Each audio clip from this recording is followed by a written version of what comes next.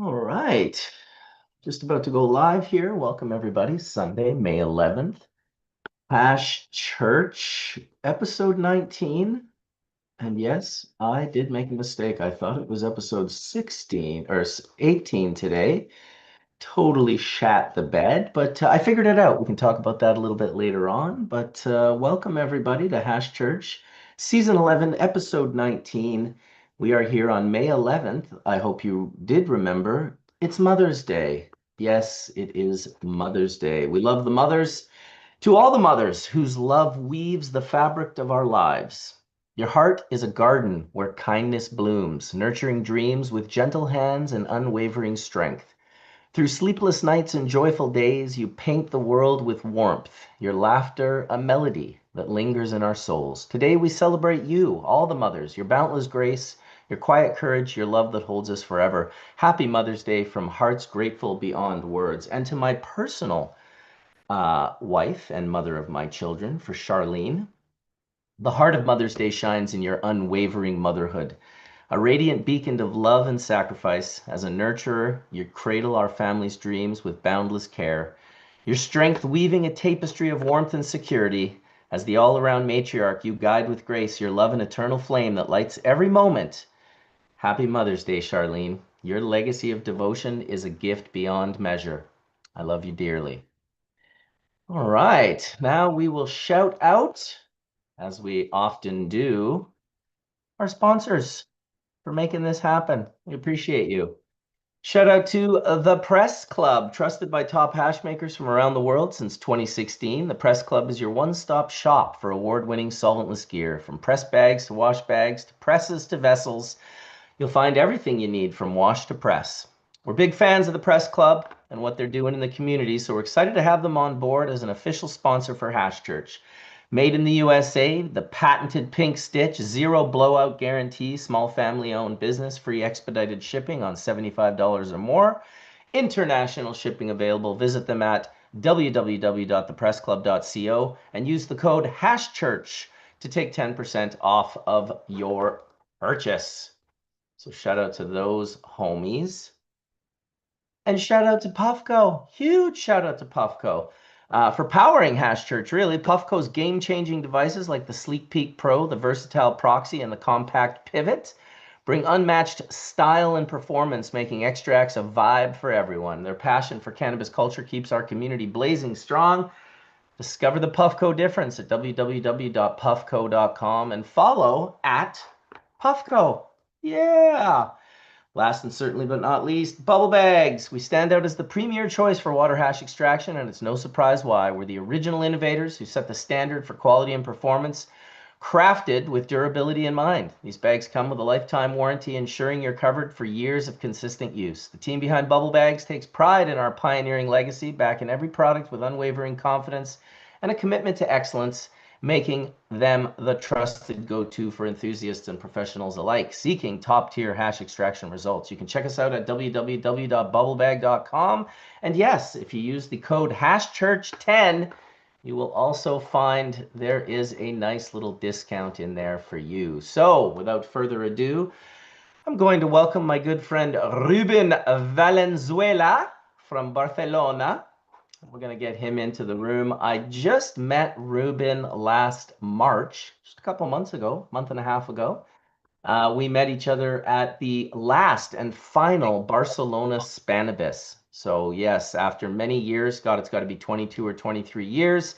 They're no longer going to be at the Hospitalet at the La Fiera, the building that they were in, I guess, is being demolished. But that's where Reuben and I met.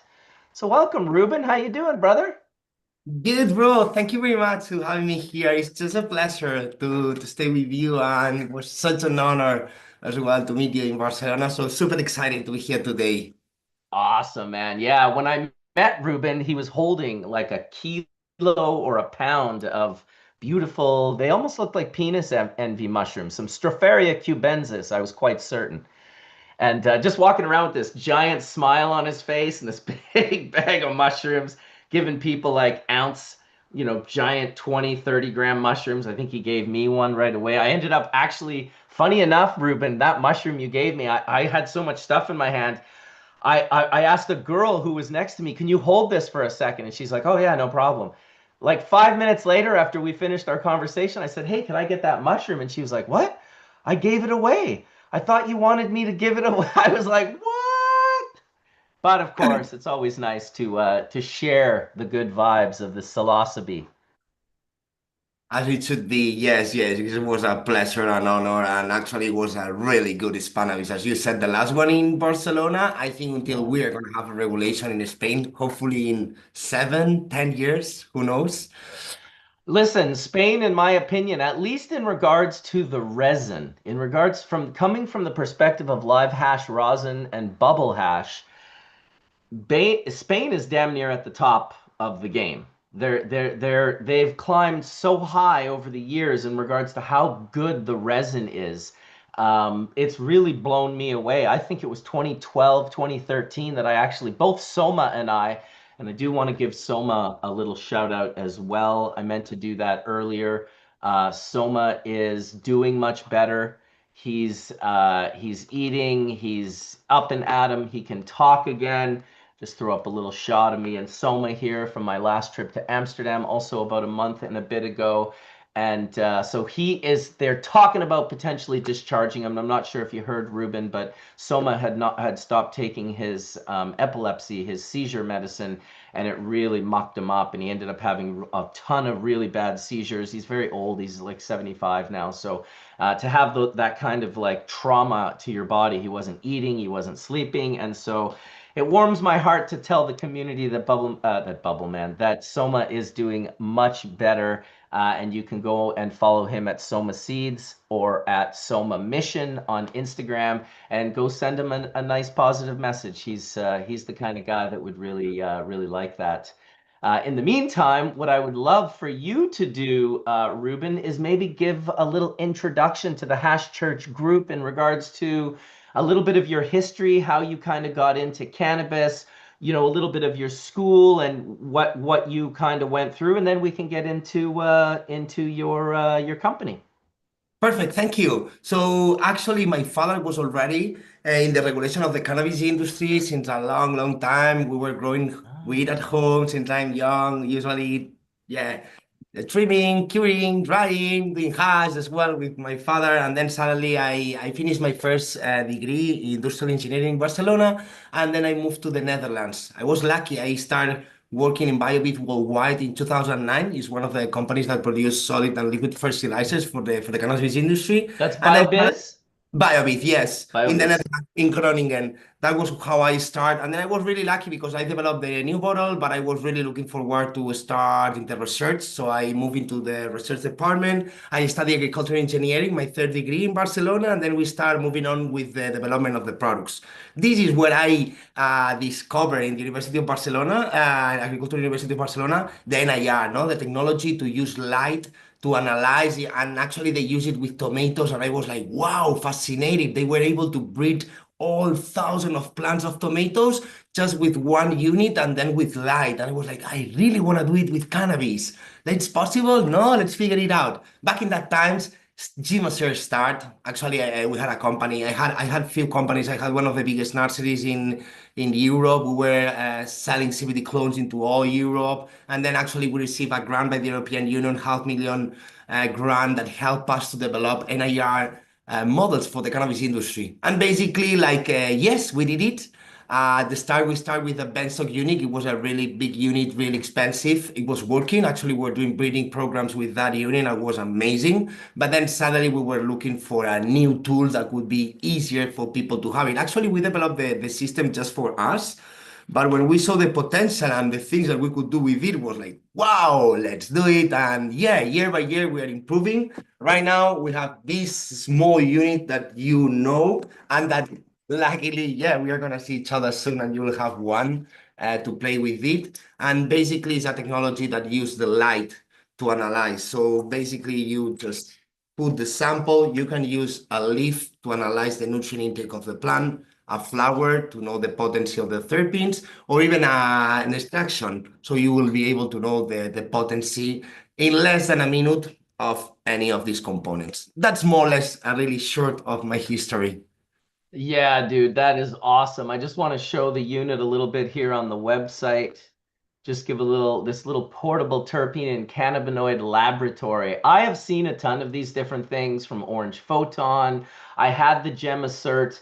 The Gemacert, one of my big complaints with the Gemacert was that I did figure out how to make it work, but I had to be in a room where no one was breathing or talking or moving or opening a door or closing a door or fucking unzipping their zipper. Like literally, if you moved around this fucking thing, it just wouldn't be accurate. And when I first met Reuben and he started showing me this thing, I was like, he was doing it at the event, which right off the bat, you could never do testing with the Gemacert at an event. The table alone would be rocking too much, but all the people. And then I'm asking him, I'm like, how could you do that? He's like, listen, man, I did this on a train. I can do this on a moving train, which kind of caught my attention. It was very fast. It was within a minute. Can you explain a little bit about NIR and how it kind of works? And also, welcome to Wade, dude. Nice to see you early in the room, brother. Wade is in Nevada City in California, Reuben, and he's one of our elders, and he was one of the gentlemen responsible for producing the Harlequin, the CBD cultivar. So he's a real incredible elder of Hash Church. So we're lucky to have him with us, nice and early today. He's been a little bit sick lately. He's been fighting some pretty serious health ramifications. But every day that I see him, when I see Wade come in at 9:10, I know today's a good day. Nice. Welcome, Wade. Such a pleasure. And later on, we can talk about this strain. I really like it, love it. I grow it a lot here in Europe. So I really, thanks a lot for your work into that way. So basically, NIR use light. It's really nice to see that the vibration of the organic molecules, all of us, we are actually vibrating. And this is we have a relation between the absorption of the light related with the vibration of any kind of material, a pen, a paper, or whatever, a vat. So basically what we're gonna do is with this system, we will be able to send a lot of light. It's actually like sending like small balls, boop, boop, boop, boop, boop, boop, boop. And then we have a detector that will let us know, according to the vibration of these molecules, how it's gonna be. So actually what we are gonna do is we are gonna send a lot of light, and then we are gonna see what is gonna reflect. That is gonna be related with the vibration of the organic molecules. After 7 years feeding the system with many thousand samples, we actually have been able to see a relation between the absorption of the light and the different components that we have. And mainly is actually amazing. It's really quick. It could be really, really, really specific, but there is only one thing that you cannot see less than 100 ppms. So this is a solution for breeders, for growers, for any kind of producer or quality control. But for example, it will be really difficult or almost impossible to see pesticides or heavy metals. By the other side, we are going to be able to do a lot of samples all in one. So once we are doing a sample of a flower, for example, we are using 4 devices in one. And this is, I think, one of the best things of NIR is that we can unit the HPLC together with the GCMS, the humidity meter, and the water activity meter all together in 1 minute. And that's it. It's actually using the absorption of the light. I think this is a technology that it has been used a lot in the pharma industry, in the feed industry, in the food industry. But I think we are going to see coming many, many more of these systems. Actually, I've been seeing NIRs in a supermarket in Japan, where actually you buy an orange and then you pay according to the weight and to the concentration of vitamin C. So actually you can take different batches of oranges and you will be able not to analyze quicker. And actually, as I told you, and I show you, Marcus, there is a really big company. I cannot say the name, but actually you go to their salon and they take the NIR and they scan your hair. And actually they are gonna produce a shampoo according to the quality of your hair in just in that moment to be able to do that. So at the end, it's going to be a technology that is going to be really soon. I hope in 5 to 10 years we will be able to have it here in the phone. So that will be a game changer in a sense of, I think consumers, we are going to be able to have real the power once we are going to be able to have a technology as easy as light to shoot light in any of the products that we consume, and then knowing the reality if it's true or not, what's going on. I think that's going to be a really game changer in the fucking world. So you're shooting light at these molecules, the light is emitting a shadow which creates a texture, and that texture is what you perceive to understand as the results of the unit. Yes, exactly, more or less like that. Yes, Jesus I Christ. think I think that's gonna be a game changer. Actually, we know, no, like for example, once we are comparing the iron content of a vegetable that is a bio vegetable or a regular, or let's say regular vegetable, once we see the analysis, we see that they are way better, no, the bio. But we don't know. We actually just buy one because we taste better, or we don't know. I think once we are going to have these kind of technologies, when we are going to be able to really know what we are consuming.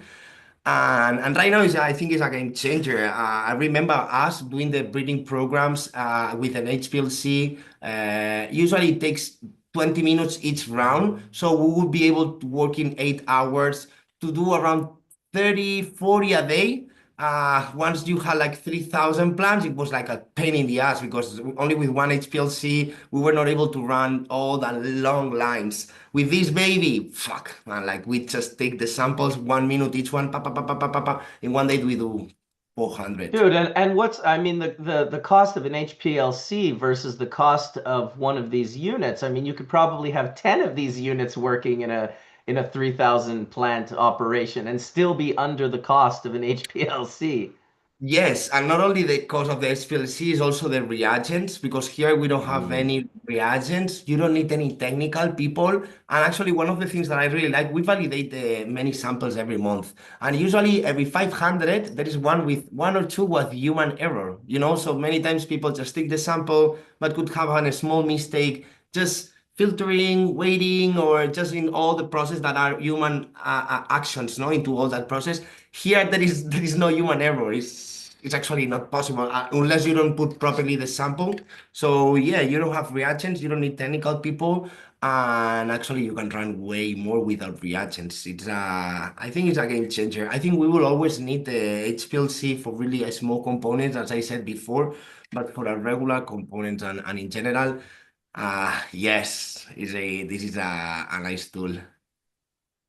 Can we speak a little bit about how you can check the nutrition of the plant health? While I noticed on your page it says get instant accurate nutrient insights from dried leaves. Yes, yes. Actually, I think this is the best future we have. And for me, was the real revolution. Because let me tell you, okay, it's nice. And later on, we can talk about, okay, the potency. We are doing phenohunting. I really want to check the terpene profile with the potency. It's nice. It's really useful. But once you are able to analyze the nutrient intake with all these nutrients in 1 minute from all your strains, you are going to realize that each strain is going to have different requirements as humans. Wait, you and me, we are going to have different requirements of different vitamins and components that we eat. So it's the same with the cannabis plant. This is a system that we've been seeing NIR systems for this nutrition analysis in other crops, in tomato, for example, or in olive oil. And basically, what I did, and I think no one did it with NIR. We are the only company right now that we offer that system. Is basically train the system, take many samples from many different countries, actually analyze it with an ICP, that is the technology that analyze the nutrients, and the nitrogen analyzer, and actually see the vibration that is related to that.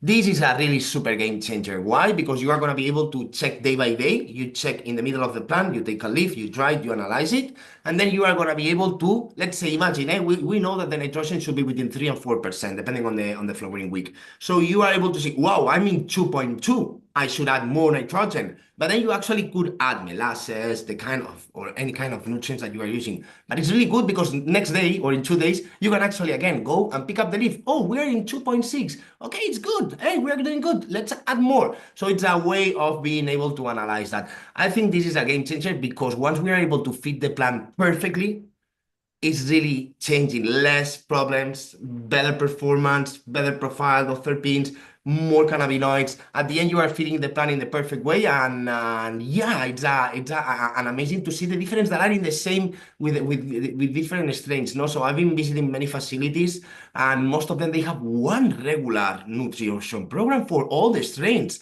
It's like wow, and then actually we analyze them. Later on, we can check data and things, and then you will see that some of them they are overfeeded and underfeeded. So with that system, we're going to be able to have groups. This is what we do usually. So we have high, neutral, or lower demand on different nutrients, and then we can actually have different rooms with these different phenotypes or cultivars.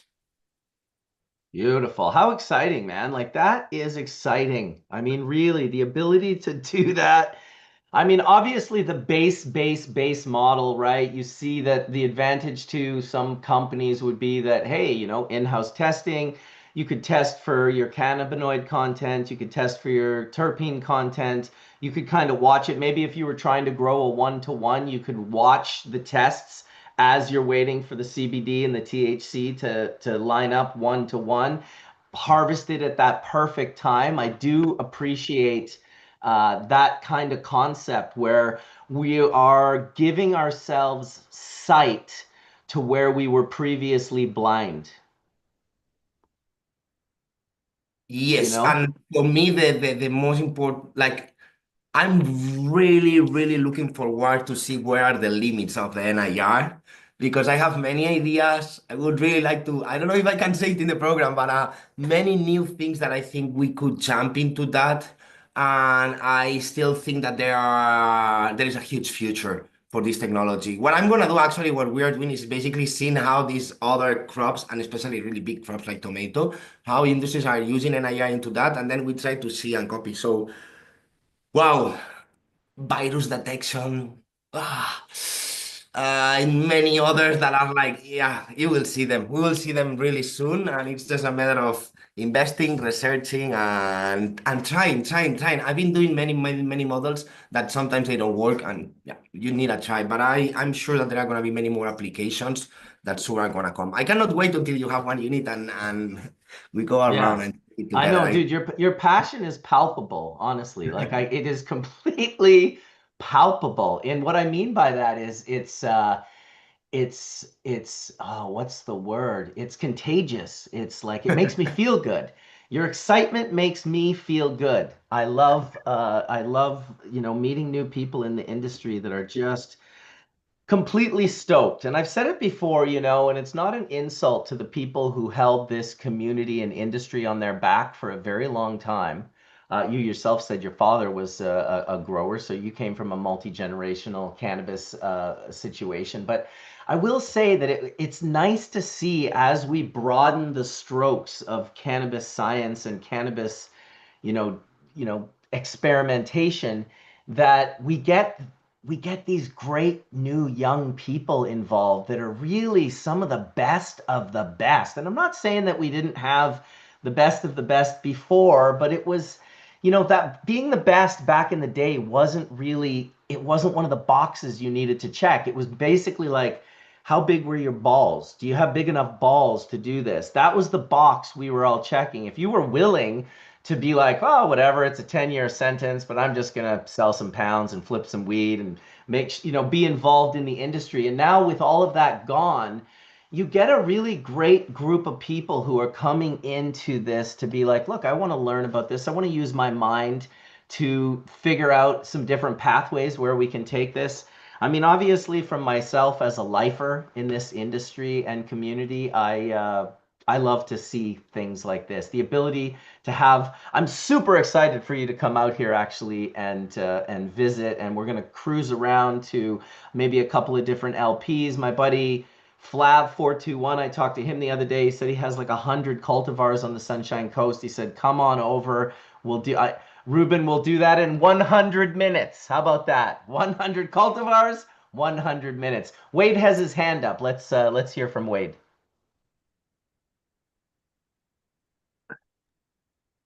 Yeah, thank you, Marcus. Um, yeah, I wanted to start by thanking you, Reuben. Your excitement and enthusiasm uh, is only too rare in the cannabis industry these days, at least amongst the folk I know.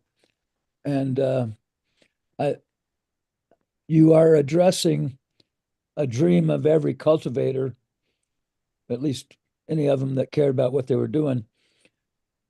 For years, I wanted to know what was going on with my plants, and I had to be intuitive about it. I couldn't have you're proposing that your device can provide that kind of guidance in-house on a day-to-day basis, should it be true, and don't take me wrong, I see you nodding, so you understand where I'm coming from. But yeah, if what you're describing is what your device is capable of, you are potentially changing the cannabis industry from the cultivator's point of view, at least, and then the product manufacturers will benefit from that, and then the patients will benefit from that. So thank you, Reuben. A real blast of enthusiasm and youth, and you go, dude. Thank you. And thank you, Marcus. Really nice to be here today. Yeah, it's nice to see you, Wade. You sound good. Yeah, thanks a lot, Wade. Super amazing. Actually, I was thinking about how you did read, no, all these CBD strains, and at least when we were doing it, we were spending a lot of money in the HPLC, and as you said, in that kind of sense, with this new technology, is way easier to start. One of the things that I would like to do, Marcus, when we start working together and doing like working, just having fun together, it could be to do a validation. No, actually, we can talk about that, and perhaps we can pick up 10, 15, 5 samples, and then we just boom, boom, we analyze it in the program, and live we send it just to validate it. We actually do a lot of validations, and I think that actually would be really nice. And one of the things that I was planning to talk that I'm really excited as well is Marcus being able to offer a class in the master course we are doing at the University of Barcelona. I'm the president of the Cannabis Hub. This is an ecosystem that actually helped us to develop this technology, the NIR, in a sense of being able to unite different companies and research centers. And we offer a master, is called Science and Politics of Cannabis at the University of Barcelona, where actually I think this is also something that we were having a huge lack. No, when I was studying, I remember back in the times where they were not even papers on cannabis, just some on hemp, and not that really deep. And right now we have plenty of scientific papers, and right now few other masters. I think this is an honor, and as we were talking, I think you have a lot to say. Even you could even recommend, perhaps if we check into the program, other people that would like to share the knowledge into that course. I'm so excited as well. I think it's really nice. Yeah, absolutely. I love to getting into the institutions. I got to say I helped out this woman Christine who did one at the University of British Columbia. She reached out to a lot of really great people. She probably had a list of 15 to 20 top minds in cannabis, people that really moved the goalposts in regards to part of the industry and community. People like Hillary Black from the BC Compassion Club and many more. So anytime I can be involved in a course or kind of gaining access to passionate, excited young minds, I think that that's great. I'm not generally, overly stoked on the sometimes the way the underlining it's almost hard to say and put it into language, but often universities, they take a path that I'm not overly happy about in regards because they have access to these young minds, and it's a very big responsibility to make sure that you're not censoring too much and you're leaving an open swath and you're really allowing these young people to sort of think for themselves. And I'm sure at the University of Barcelona, Barcelona being such a sort of progressive, cool, hip city, I'm sure the university is probably pretty amazing too. Yeah, yeah. Before we were working with the University Polytechnic of Catalonia, and it was a bit tough. Like actually, my classes, I should just show one thing to the teacher, and once I was going to the class, I changed, and then I teach all the students how we were doing all the stuff in the companies. But right now, it's a bit more flexible, and actually, I think it's really nice. We have many experts, and I think you should be there. So it would be a pleasure. Let's talk about it later on, and then see how we can enter into that.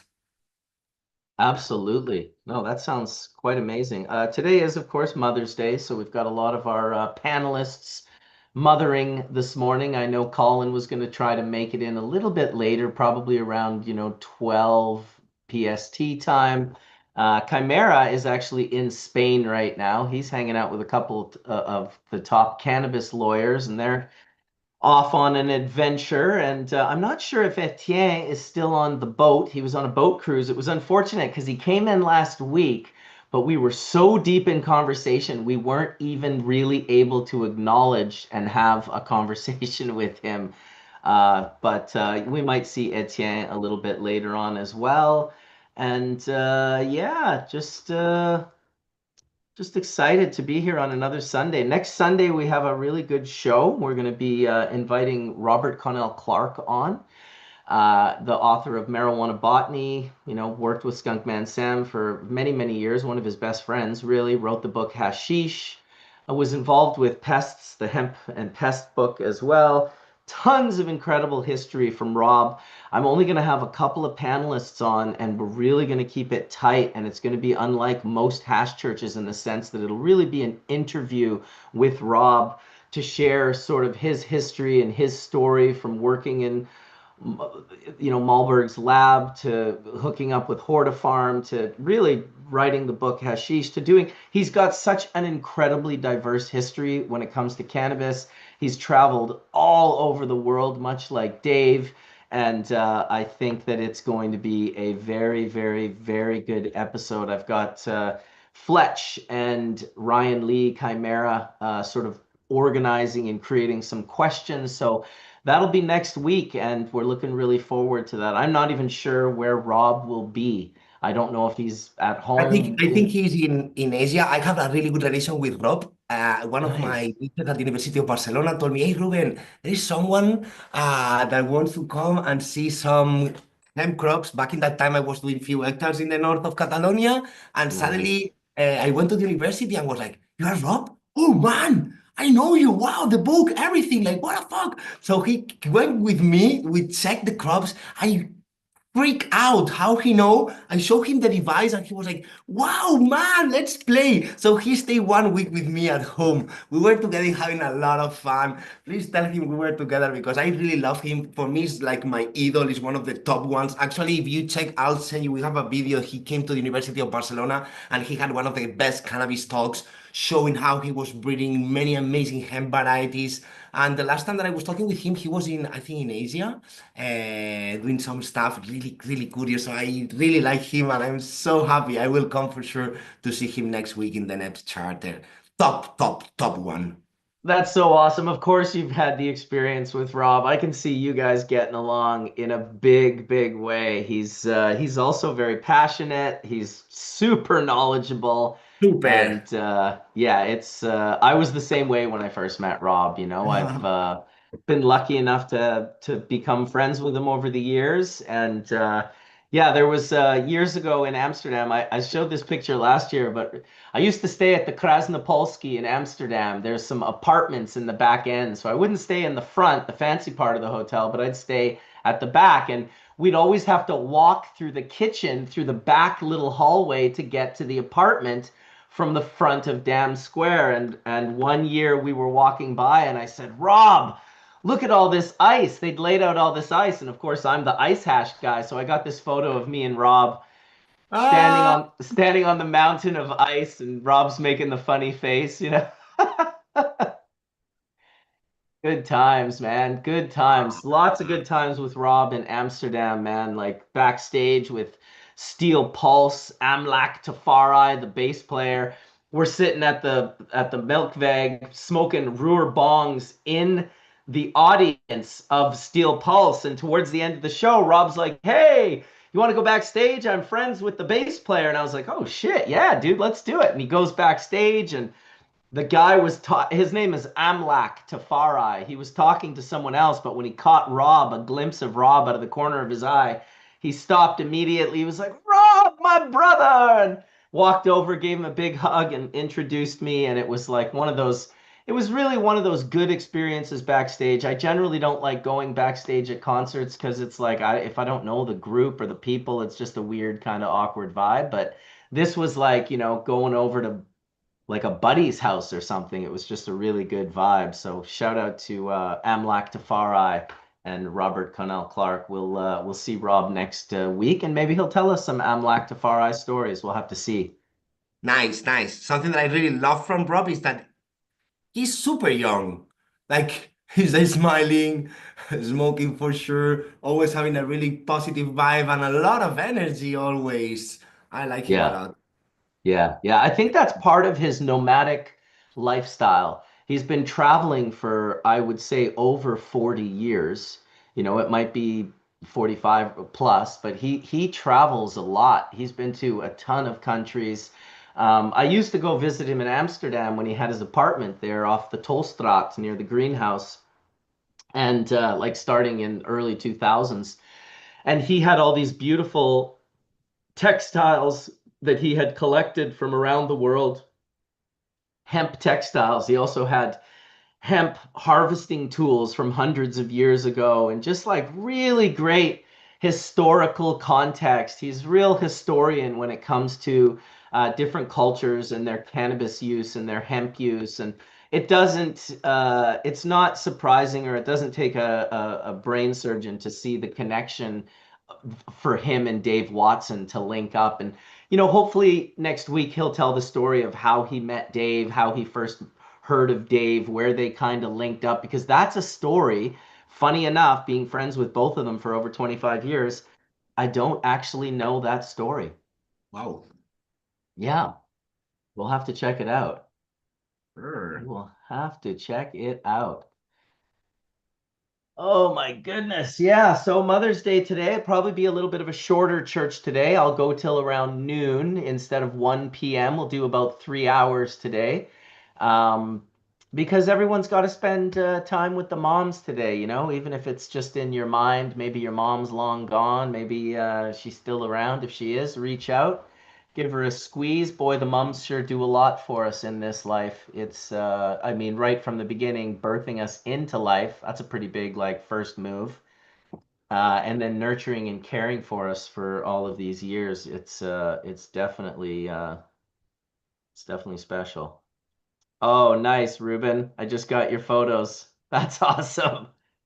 We had a lot of fun. Rob is a super master. Like we had 2 hectares of CBG. I was breeding CBG back in that time. So I was thinking about like 2020. And he went there. He's Okay. like, "What? You are trying to do a monoic?" It's like, "Yes." Oh wow, that. We start just walking through all the field, and he was like, "Wow, let's mark the best phenotypes. I'm gonna stay 1 week with you if you want." And like, yes, please, let's do it. So we select a few of them that actually we continue breeding. It was amazing. I was shocked with all his knowledge and the passion that he had, and being super young. Like we were long times at the field, and he was like, "No, let's continue, no Yeah. problems." And Well, that's that 5,000. nomadic lifestyle, right? Like if you're, as you get older, the thing that gets the hardest, for me at least, and I'm only 52, Wade's probably laughing at me, um, travel. Travel becomes harder.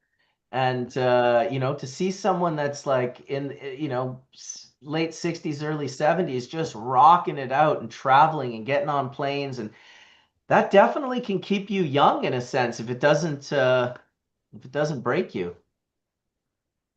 Totally That is for agree. sure. Yes. That is for sure. Just getting a couple of messages here. I'm almost thinking of Logan's still unable to come in today. Logan got some Wook flu or some redneck flu in Oklahoma. His tonsils swole up. I don't know if you guys are familiar with Wolverine dabs. He's been doing the ATS jet sieving of dry sift lately. You see the jet sieve, it's like a vacuum with a screen, and he's purifying heads with this unit from Mach Technologies called the ATS Pro. It's really, really cool. So it kind of fits into Sambo filtration with I'm sure you've seen in Spain there, the Sambo filtration or the Ion Industries. I think they both do that crazy static filtration plasmatic sifting unit. So you really can kind of see that, like, we are traveling into the future with cannabis. I mean, from the time rosin came to be, to static sift coming out, to technologies like what you're talking about, it's really, really wild. That is the other thing I was going to say about your technology. I found that the Gemisert could do flour okay, but it couldn't really do oils and like hashes. Your unit does oils and hashes, no problem. We tested some, I think it was rosin when I was there with you at the booth there in Barcelona. Yes. Actually, like we still cannot, we don't do oils. We do all kind of extractions, CO2 extractions, ethanol extractions, rosins, bubble hash, dry, all kind of extractions. Oil is gonna come soon, but the problem is that every oil has a different vibration. And if we would like to have a model for an oil, we should do it with all kind of different oils. So this is why we better prefer to do the raw material before companies they mix it with the oil in the case that they are doing this kind of Oh, you oils. mean like plant fat oils? Yes, Yeah. exactly. But in any case, all kind of extractions, we're gonna play a lot, and yeah, I'm really curious to see. Actually, I think there is a relation between the content of THC and the quality. You will let me know better, but for example, rosins, we have rosins from 60 to 90% of THC.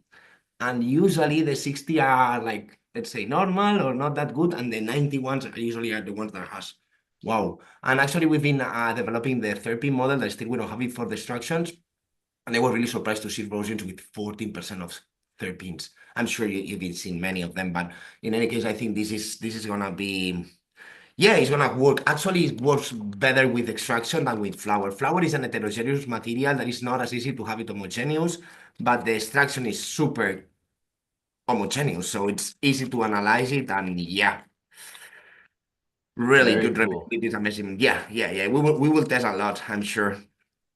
Where do you see the future of this going? Like, what are the sort of low-hanging fruit that you see when you talk to companies that are like, this is what you're going to be able to do with this unit. If you don't want to go too deep, this is the most basic sort of helpful things that you can do with our unit. That's a super good question. So why I think, and we are working with a few companies to see how we can integrate this technology in order to unit with the SOPs of any producer, for example, to check every day different cultivars, then analyze the nutrient intake of the plant, then unit with an IPA, the irrigation system. We have a lack in phosphor. Hey, let's add more phosphorum, and then actually see how this integration could be automatic. So in a sense that people will go through the crop, will select the leaf, we put it on the system, but the system itself will let you know, hey, we have this proposal for you to check it out. This is from the part of the nutrition, but also the potency. If we will mark, there are clones in a room or in a field that are similar, we can check flowers in the same high, and then suddenly every 3-4 days we take them, dry them, and analyze. We will see the curve. So we are gonna see how our THC content, if it's a chemotype 1, is increasing, and then we will see when it's gonna drop down. Actually, we have the CBG that will go up to 1% mostly in most of the strains, and then go down. And after this part that the CBG start going down, then the THC. And this is supposed to be the perfect harvest time. So in any case, a point of being able to introduce this technology with an SOPs that could be integrated into the system for, yeah, to improve the quality of our production. So to be able to perform perfect nutrition, to do it in the best way, and try to just, yeah, improve the way as we are doing it. Do you need it? I mean, I think so. It depends on you. You could do a good crop without it. Yes. But if you have it, you will for sure way more, no? And at the end, the future, I think, is gonna let us know about many other things with the NIR, and this is just the start. As I told you, like this technology is really old, but it usually used to be like a big room, and then suddenly we start having the best of units that are really big. And I know this small tool is actually, this chip is super small, so let's see, as I said before, if in 5 to 10 years we'll be able to have a similar system in the phone. I think it still is gonna take a long time. Cyware, the company that developed the hardware, it took 50 years. They have 150 patents with this baby. Oh, it's not easy. But the future is so bright, amazing, and what I've been seeing is that this technology is gonna be going over all different industries, especially the industries that we consume, the commodities, and I think it's gonna be super good, as I said before. So imagine you being able, Marcus, to go to buy your fruits, and then suddenly you check. I don't know, as I said, the orange. No, hey guys, let's buy. We have three types of oranges. Let's check. Boom, 0.5% of vitamin C. What? 1% of vitamin C, what? 3% of vitamin C. But you will buy the 3. So what it means? That producers will say, oh, people is not only looking for the flavor or the color, or it's actually they care about the content, which is, I'm agricultural engineer, and this is crazy. Like humanity has been improving the way of producing way more kilograms, but not quality foods. So I think this is why I'm really passionate to see that this technology is gonna allow us to really know what we are consuming, especially in fruits, vegetables, and food that is actually affecting a lot our system. So I think it's gonna be a way that we are gonna be able to press producers or even the consumers are gonna be selecting. So what it means that if you are doing a orange that is a lot of weight but does not have any vitamin C, right now you will sell it because you don't know it. But in the future, once we will have these babies, it will be like, oh man, they don't buy my oranges. Why? Because you are fucking like, yeah, putting a lot of water and you don't take care of actually the content. So, this is the future, empowering the consumers and being able to select and to know what we actually consume. This is actually incredible, dude. That orange example that you gave, that because when you said one day maybe we'll have it in our phone, I thought, well, yeah, okay, like do you need it in your phone though for a cannabis field? But going to the grocery store and hitting all of the vegetables and fruits and foods, grains that you're eating, being able to see what was left behind or the quality or caliber, like you said, it's like, you know, 100 years ago, a plate of food, the nutrition and the density of that nutrition on that plate of food, today, that plate of food has to be 4 or 5 times the size to be able to have the same nutritional level that it used to have. And I'm sure it speaks volumes to why obesity is out of control. And then the processing of plants.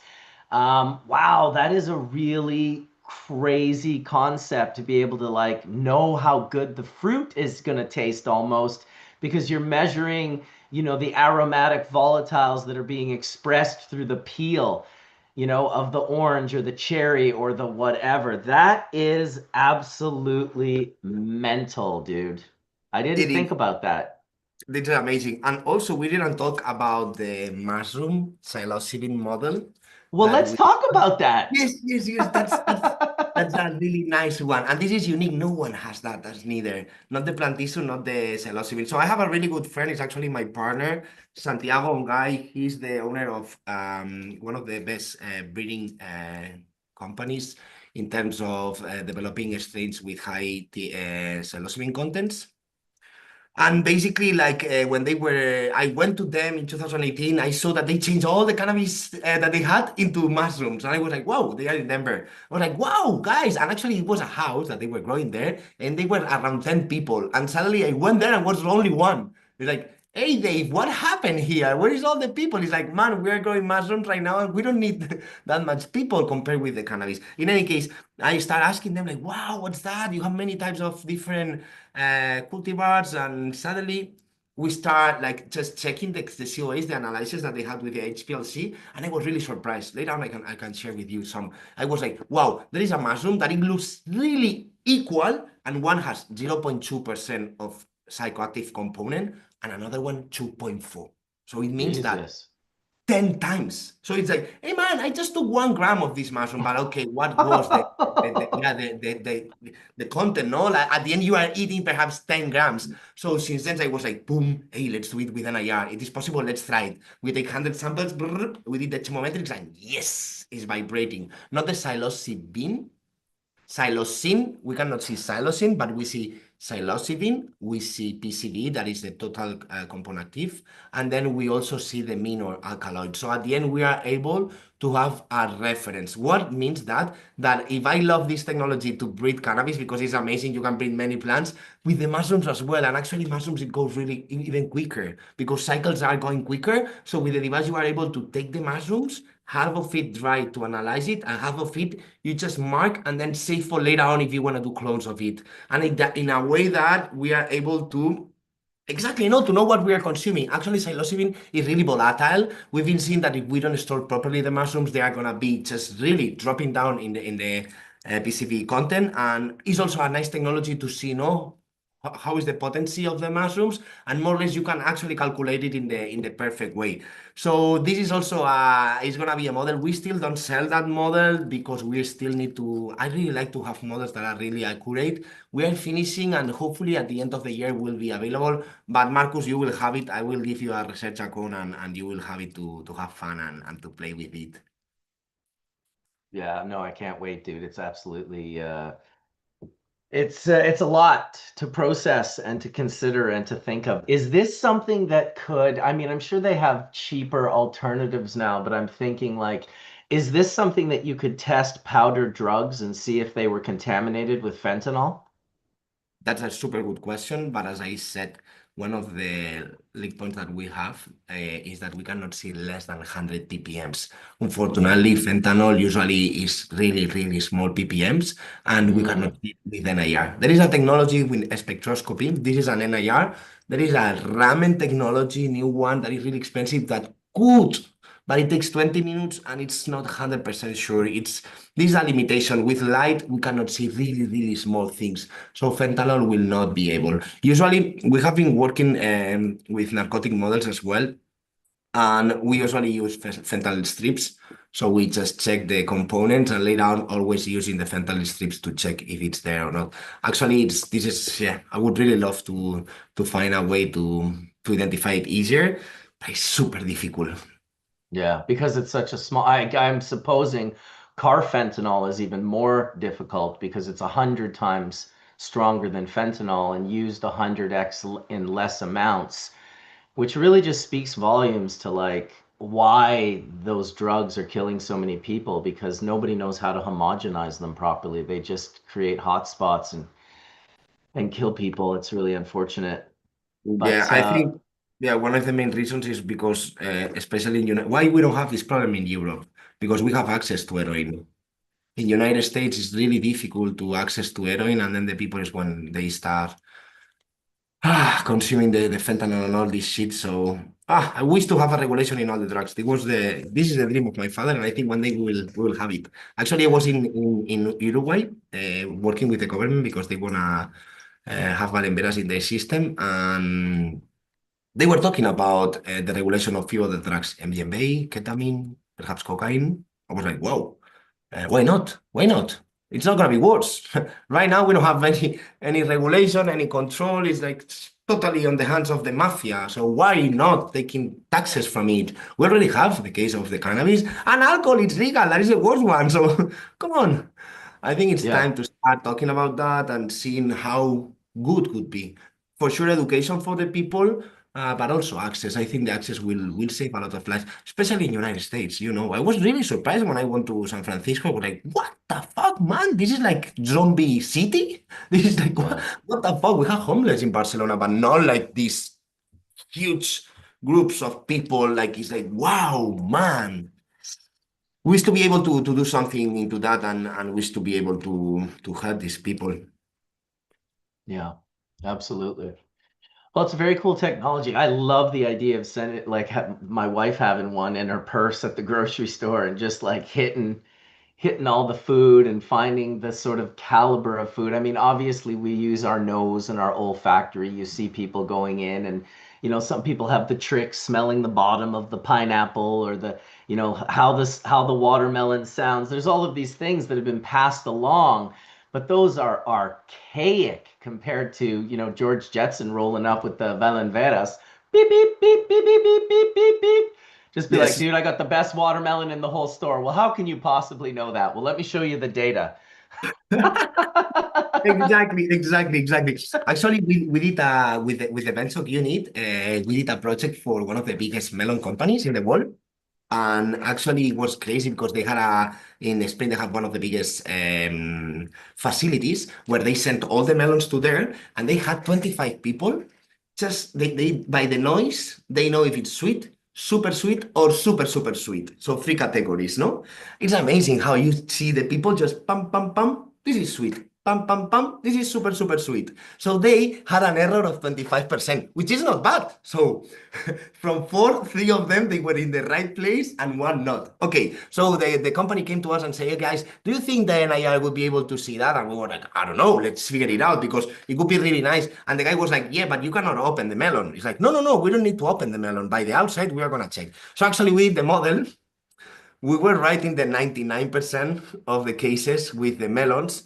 Not only that, is that every 100 melons, they have one rotten melon, more or less. And the NIR had a signal with the rotten ones. So by one side, it's really nice because right now every category of the melons is perfect. So super sweet, super, super sweet, or super, super sweet. But these 25 people, they are not working anymore in the company, which is something that this is the bad part of it. But it was amazing, no, to see that we were able to categorize all these melons and even more being able to see if it's rotten or not. Wow. Crazy. It's a big deal for sure. I know that we shop a lot for organic food at Whole Foods, and it's expensive. And so, my wife goes out of her way to try and make sure that she's picking the best quality fruits and vegetables as possible. But when we get home and you open it up and you see that it's rotten or that it's a bummer, it's like, whoa, that was expensive. And now it's kind of like, wow, what do? We hold on to it till we go back to the grocery store and tell them that it was rotten, or so pretty nice concept to be able to wait a minute, is this closed here? Sorry, just getting texts from my son. It's Mother's Day, so I'm operating a Mother's Day sort of plan with my 21-year-old son. He's out in the world getting shit done right now. Okay. Sorry about that, guys. Well, what's everyone puffing on today? What are you puffing on over there, Reuben? I have few hashes. As you know, Barcelona Spain is next to Morocco, and I have many friends doing hash there. I I bet. yeah, one. Ooh, what's that? That's some full melt bubble hash. That's Yeezy. This is it right here. Here, let me show it up to the camera to kind of give you an idea of just how beautiful this stuff is. It is ridiculous. Looks amazing, eh? Yeah, it's got like a couple of different colors in it. When you look up close, it kind of has like a little bit of like darker orange. Wow. So I think we're gonna do a little dab on behalf Nice. of you and Wade in Hash Church today. I kind of like this little tiny Hash Church today. I'm not gonna lie.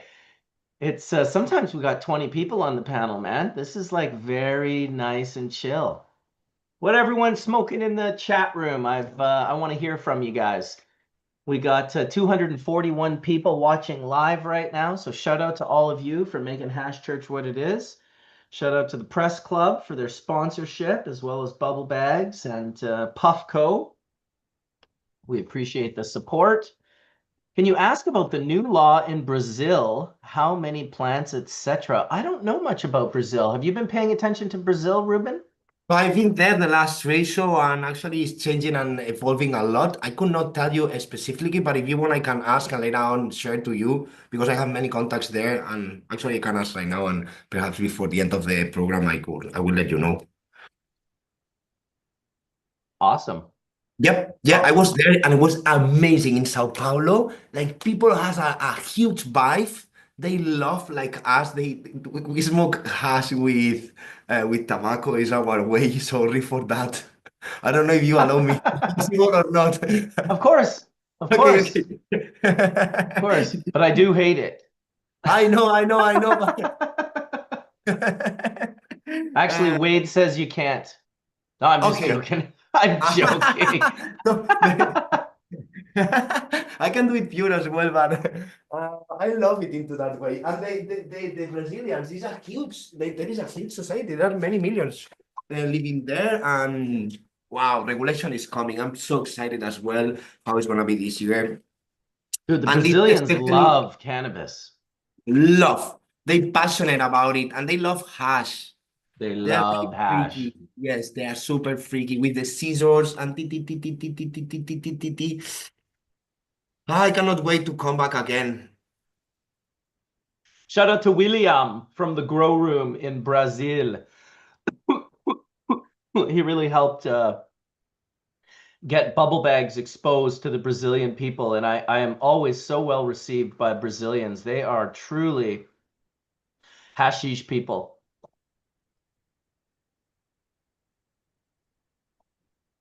Sure. We should go together this year, perhaps. I'm sure people would love to see you there. Dude, I'd And love to go to Brazil, man. Are you kidding wow, me? yeah, bubble bags I think are super famous there. So Yeah, listen, I was in Whistler a couple weeks ago on it was called the Slush Cup. And they dig out the bottom of the mountain and they fill it up with water and they put a tarp down and they fill it. It's like 3 feet of water and it's probably like 100 feet long. And what they do is they create a run in that all the people walk up to, and people are like borderline naked. They're dressed like chickens. They're dressed like whatever, just maniacs, mountain maniacs. There was like hundreds of people sitting in the audience just on the snow. A massive snowball fight erupted where there was just snowballs going in every direction while half naked people dressed like chickens were flying down the mountain on skis, backflipping into this pond and then trying to slide out. And it just reminded me of how much I love the culture. I love cannabis culture and how it fits into so many aspects of other culture. You know, you can go to the Marley Brothers show and there's some cannabis culture. You can go up to the mountain and I'm walking up the mountain. It's super steep. There's snowballs flying anywhere and I hear Booberman. And I look and it's like Uberman, it's us, the Brazilians. And there's like 5 or 6 of these Brazilians, and they're like, you must come up, Bubble Man. So I walk up to these guys. I end up smoking hash with them for probably like an hour and a half. Snowballs flying over our heads the whole time. I got a good one right in the side of my face. I did pay that girl back and get her really good though. Just good, honest fun on the mountain. I just can't. And for to Bingo Lombardi, who just asked, "Is Whistler ski season over now?" I was snowboarding yesterday at this time. I was on the mountain snowboarding. I was also snowboarding 3 days ago. I went up there and had an amazing time with my old buddy Craig, who used to work with me at Embark. We had an absolute spectacular. I mean, the mountain is one of my favorite places in the world to spend time. I really do love it that much. Yeah, can't get enough of the mountain. Mountain culture. The mountain will close, I believe, on May 19th. So you'll probably just miss it, Ruben. Not that we couldn't go oh, up there and still go for a hike, but we won't be able to I love won't be able to. snowboarding. We'll do it next time. Yeah, please. I mean, it's a Yeah, very rare please. you could there's half of the year you can snowboard here. So it's 6 months long is the season.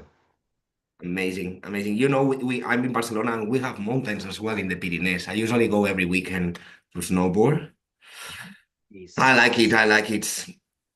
Dude, let's go snowboarding the next time I'm in Barcelona. Please, please, for sure. Yes, Oh yes, you're my super welcome. God. Any of the best spots we go for sure, for sure. Dude, I rented a motorcycle this year and I just drove around Barcelona. Every time there was an event and people were like, hey, we got to go to this event. And I'd be like, okay, so let me think. I'm going to get there. Everyone's going to be smoking spliffs. I'll be sick to my stomach within 20 minutes, migraine headache within 35. Seriously, like I wish I wasn't so sensitive to it, but it just destroys me, Ruben. It destroys me and all my clothes. So then I'm like, oh, why don't I go the long way? So I'm going on these like 2.5 hour motorcycle rides into the mountains along the coast before I would be like, oh shit, like I gotta, I get like an hour away and be like, oh man, this is like, I gotta go back and like Bobby and the crew at La Colada, they're all waiting for me. But it was awesome. I skipped out on probably at least 1/3 to half of the event this year and just rode a motorcycle and fed my soul. And let me tell you, for those of you out there hustling and working hard, you will never on your deathbed regret not working hard enough. you'll regret not spending enough time feeding your soul and feeding the souls of the people you love. So whenever you can find a moment to do that, even if you're like, I've got this very strict, long schedule and it's like, no, no, no. You can like squeeze little moments out of that where you really do feed your soul. And it was crazy that I didn't remember that my brother Remo loves to ride motorcycles. I've ridden dirt bikes and quads with him over the years. But while I was in Amsterdam this year, I couldn't remember anyone who would rent a motorcycle with me. I couldn't remember out of my friends who rides, because you don't really want to ride with people who don't ride, you know? Exactly. I It's know. kind of like, hey, I've never taken a large dose of mushrooms before. Want to do it with me now for the first time ever? No. Why don't you do that? And let me know how that goes. And if you're comfortable there, we could do it. We could go there, but I don't want to be the first. I don't want to be that guy. Totally agree. Well, Barcelona is a city that use a lot of motorbikes. Yeah, I'm from Barcelona and I have motorbikes since I was 14. Once you come here again, I have the motorbike, so you can actually use it and have it. It would be nice if you want. I love sharing things and yeah, I love motorbikes. It's amazing. As you said, feeding the soul and especially here with good weather, it's amazing. I love it. I love it. yeah, you definitely live in a really good city. There's no doubt about that. It's uh, it's amazing. Thank Barcelona you, is a thank you, thank special you. one. And actually, we have the best pilots, like MotoGP, the highest level on motorbikes in the world. Mm. The best ones, yeah, are It from seems like the Barcelona. culture of cars even seem to know how to drive around motorcycles better than I see in North America. Could be, could be, could be. I was planning to mention something when you were talking about Rob, and I think what you were saying about feeding the soul, I think I would really like to replace petrol into hemp. This is something that I would really love. Being industrial engineer and agriculture engineer, we still don't have any decorticator in Spain, but this is one of my goals. I would really like to talk a bit about that, no? And I don't know how is there, Marcus. Do you have any decorticator? I know that Canada has been processing much hemp, but here in We've Spain, been we've been processing hemp now. Me and my buddies, we were the hemp guys. I don't think I have like a super it might if I have it here, cool, I'll share. If not, no worries. I don't think I do. We got into oh shit, I do have more jars from yeah, I just found a jar of rosin from Sauce Rosin Labs. Oh my God. Purple Poison OG. Are you kidding me? I wish you Woo! can send me a bit through the screen, like, oh, Oh my God, that was amazing. I thought I was out of this. I was gonna puff some with my buddy the other day, and I was like, man, I smoked that so fast. And you just got to rip these things open. The Canadian, you can't look at how I had to open this.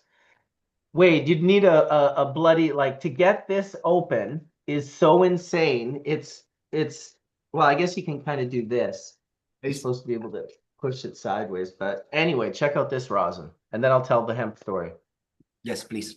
Oh, it's leaked over a little bit, but oh my goodness. Oh, Oh my goodness.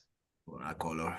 Yeah, it's going to be really nice. So yeah, we got into the hemp game very early. I remember when Don Wershafter found out he was like related to, I think his name was Schlichtenstein, the guy who created the decorticator, right? If you look at the history, it's all like, yeah, we were real followers of Jack Herrera back in the day. My partners all went to Amsterdam in 94 and they met him and got the book and came back to Manitoba.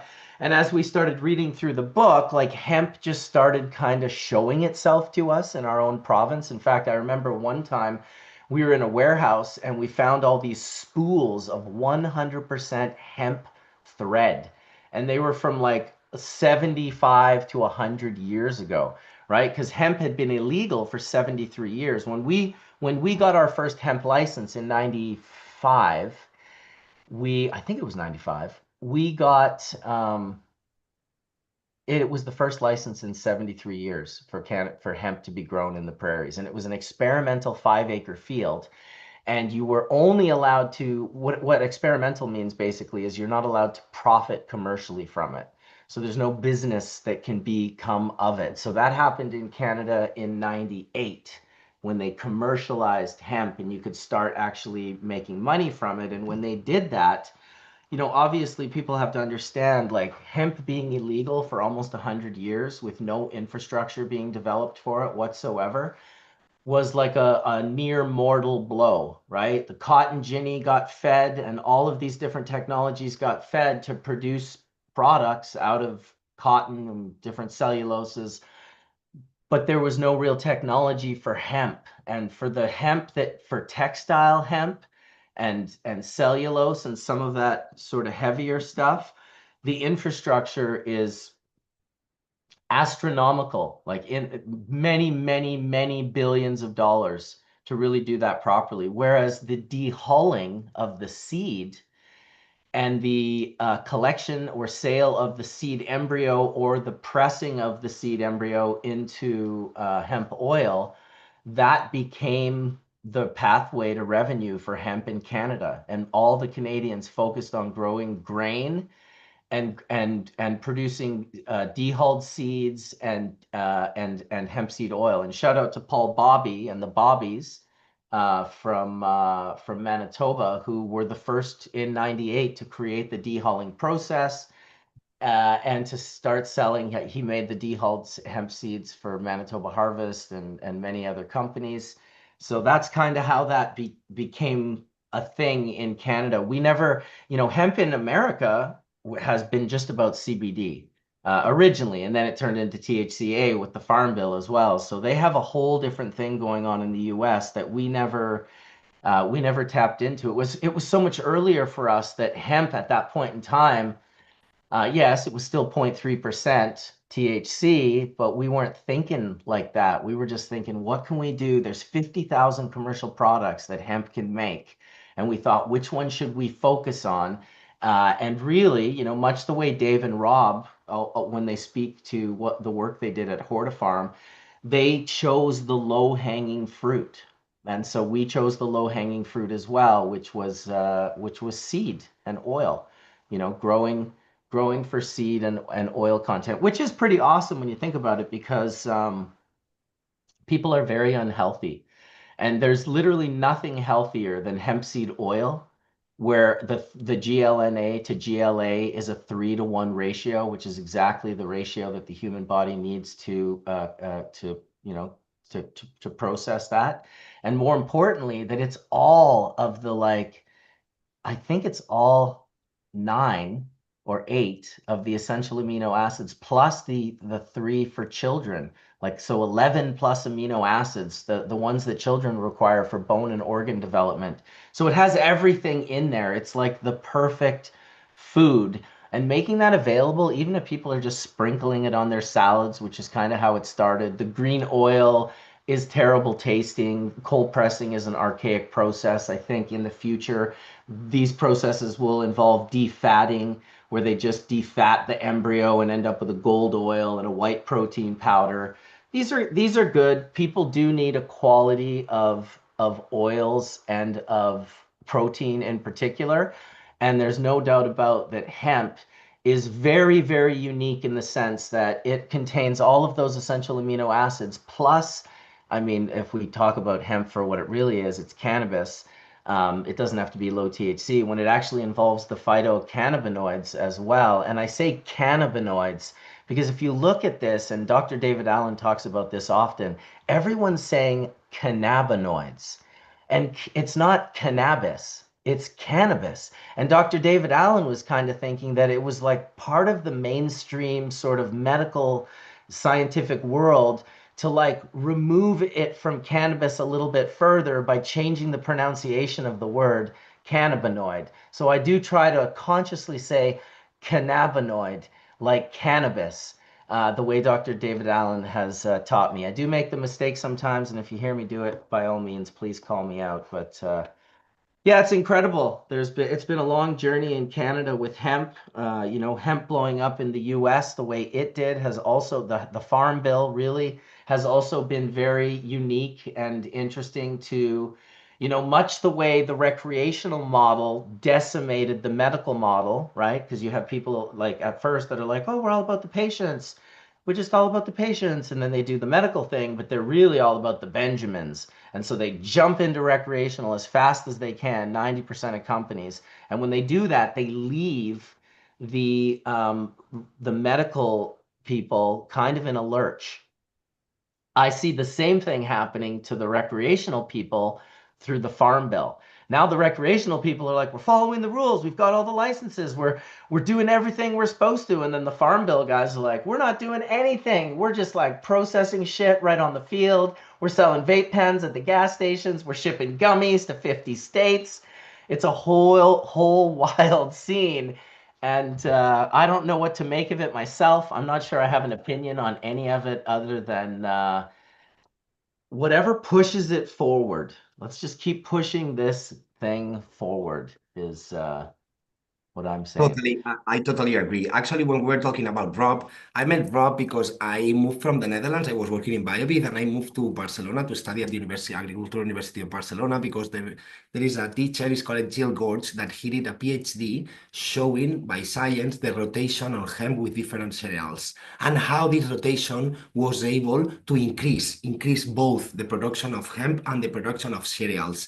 And it was like, wow, I was shocked seeing like, wow, how benefit could be, no, to integrate hemp as well with the rotation of many other cereals and how this could really even improve the other crops. And I would really like to present you one day. There is so mainly in Europe, half of the hectares that we grow hemp are in France. France is the biggest producer with a huge difference. They have 11 decorticators. Peugeot, they use many already pieces of hemp in their cars. France build up like public buildings out of hemp. They already know that they are more efficient. So they are really going, I think, in the higher level. So Vincent has a company, it's called Les Chambres de l'Atlantique. I'll send the link later on if you want to have a look because it's an amazing history. He's a pro surfer that got a few millions to develop like a hemp seed facility. He did all the facility out of hemp, and then he's doing hemp tofu. Boom, amazing. It's like Nice. really one of the best products. So he has been working a lot in trying to have the best seeds. He had like really combinations of different, wow, super good techniques to have one of the best seed oils that I've been tested in my life. But when I saw the hemp tofu, I was like, what? That's a super product. And I would really like to see like these evolutions, no? Of see like we're gonna start eating less meat or less animal meat and then going into these kind of new proteins that, as you said, no, they are super good for the human body. And I think we still don't know their real potential. So my one of my questions, no, would be like, because I've been breeding with hemp and I will always was looking like, imagine if we could have a plant that could do seeds, could do cannabinoids, correct me if I'm wrong, and as well fiber, no? Especially not long fiber, which will be the textile, but the short fiber for construction or for biopolymers. So trying to find a strain that could give us all these different kind of sources in a way that we are improving the next crops that we are going to do on cereals. So it's like, wow, why we don't do it? Why is not there? I'm really trying to see the ways that we can start creating the corticators and finding the way, to move on with that. Yeah, it sure would be nice to get away from, not that I don't like cotton, but the amount of chemicals and pesticides that are sprayed on cotton when it's not organic is like a next level, like not something you really want to be draping yourself in every day. I totally agree. Actually, our skin is our biggest organ, and we are totally in contact every day. So I think also it is a super important point. Hmm. Mhm. Absolutely. Absolutely. Actually, I did a model with hemp as well. We did a model to check the nutrition in the seeds, and we had one for the fiber. Still is going on because, as you know, the hemp is not that big as the recreational, but I think will come. I'm really excited as well to see that. Yeah, absolutely. People asking some questions about Harlequin and Wade in the chat room. I'm trying to find the question. Harlequin hash rosin. God bless the Farm Bill author. That's hilarious. Yeah, it's nice when they sneak those in. Not gonna lie. Helped make Harlequin, they said. Okay. Wasn't Wade a CBD crew warrior? Can Wade talk or speak on Harlequin and Charlotte's Web? So there's a few questions. If you got the energy to answer some, Wade. Yeah, sure. Let's see how it goes. Yeah, so the first one was asking if you were a part of the CBD crew warrior. CBD crew warriors? Sorry, I gotta. Wasn't Wade a CBD crew warrior? I don't know what that means. Was that a group that you were a part of, or is that a group that existed in California, Wade? Not that I know of, Marcus. Um, I did, in conjunction with a couple of other cultivators and Fred Gardner, start the entity known as Project CBD. Right. Yeah. And So tell us about that. That was a doozy.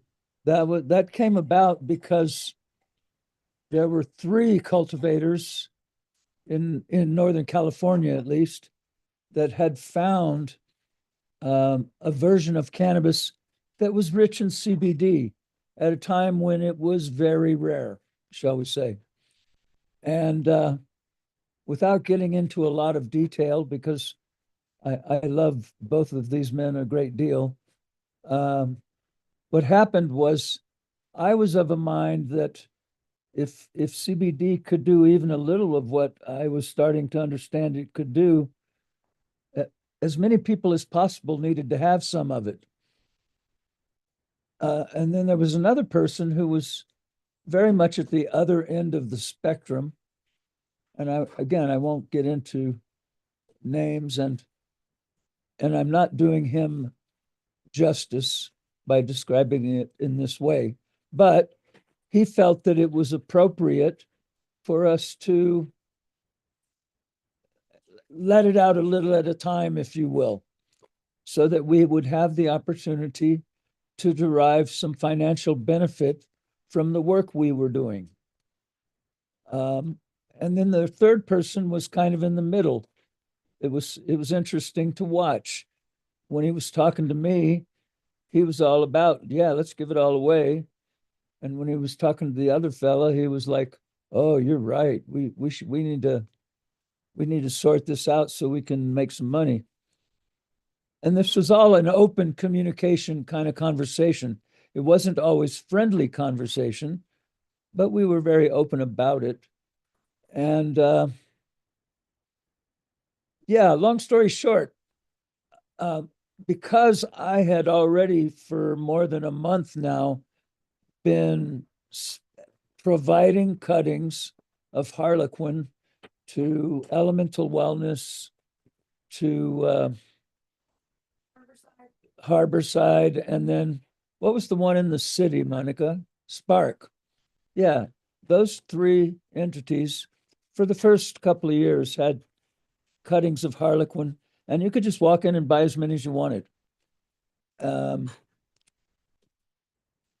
And I will say this about Project CBD. We started it trying to figure out what were we going to do about these plants. And what we ended up with was we would like to educate the public on the possibilities of CBD. And this was back in 2010, 2011. And I think we accomplished our goals. And on Project CBD, I'll just say this. I stopped working with the folk that took it over back in 2011, 2012, when I came up here, mostly out of losing contact with the new folk who had taken it over. To this day, Fred Gardner is a good friend. But most of the rest of the folk that were involved in Project CBD We've all gone our separate ways. I have had some success in finding offspring, if you will, of Harlequin, uh, and have had the opportunity and the gift. It's really been a gift to witness what the cannabis plant can do for some persons whose health might be extremely compromised. It looks like a miracle until you understand what the endocannabinoid system is doing or how it works. And then it's just a fascinating kind of puzzle to solve, if you will, of finding the right version of the plant that would help the person you're trying to help. It's really clear, to me at least, I'm not helping this person. This person is getting the help they're getting from the plant. And yes, I might have been involved in cultivating it or breeding it or turning it into a product that was accessible to a patient. All of that has relevance in terms of the experience of the patient. But I've really Marcus, do you mind me taking up some time here? Oh my goodness, please wait. Are you Okay. kidding me? All right. Well, being being acutely aware of the needs of patients myself, I I felt I had a nice gift yesterday. I saw a whole bunch of, not a whole bunch, I saw a half dozen friends, people whom I have a great deal of respect for and have not had the chance to see. And they were here in town to do a 2-day workshop on the heritage, or what was it, the Legacy Genetics Project. Anyway, it's a big deal that's happening. They're going around the state, and it's about preserving the culture and the genetics. You know, we were talking earlier about the culture of cannabis and how important it is. Well, that's what they're doing. They're attempting to preserve some version of it. Anyway, they came up to visit, and late into the night last night, I sat here thinking about this circle of people, and it was Eleanor Kuntz of LeafWorks, who is doing just amazing work like you, Reuben, not just in cannabis, but in food and in herbs and in certifying that things like this 20-foot container of chamomile is in fact chamomile. And that's kind of a big deal when you're talking a 20-foot container of some particular substance that someone wants to use to make tea. Um, anyway, yeah, Eleanor, she's actually made me a godfather to one of her children, which I thought was a very kind gift. And then right next to her was a young man named Jonathan Collier, who's been very active here in Nevada County and then down in Sacramento at the state level in advocating for regulations that make sense. Hello, why are we doing it this way? Anyway, Jonathan's a wonderful young man. And the gift that he provided is he brought his, I don't know, his 2 or 3-year-old son, who not long after he got here, he became fascinated with me. And I think he was fascinated with my oxygen hose. But yeah, for like 20 minutes, half hour, this little boy sat on my lap playing with my face and my oxygen tube. And I was just feeling the joy and beauty of life, you know, at that point in the development of life. It's really an exciting adventure and very beautiful to be witness to it. So that was very sweet, Jonathan. Thank you. And then I'll probably leave people out, but uh, these are anyway. Next was Janine Coleman, who's been doing Origins Council. She's been really busy doing that.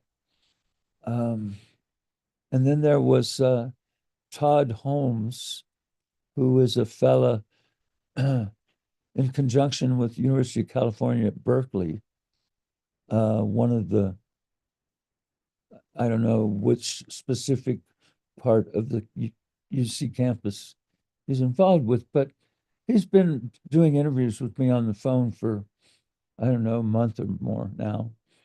And it was a total surprise and a gift that he showed up. And so I had the gift of getting to know him and his partner. I really feel like I'm leaving somebody out. Anyway, there was also Diana Gamson, the executive director of the local Cannabis Alliance. And I guess I'm speaking about to this, Marcus, because Reuben has inspired me this morning. I've been feeling a lot of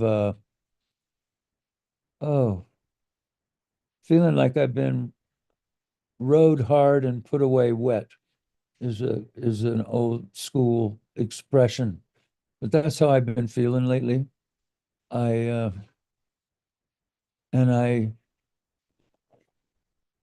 have to acknowledge the incredible support that I've received from Monica, my wife, and a lot of that support has been me actually learning how to communicate with her.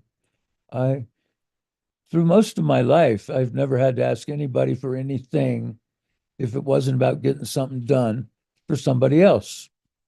I'd ask for help pulling together an organization, but to be in a situation where, because it's very difficult for me to do this, it's hard for me to skillfully ask for a cup of coffee in the morning. And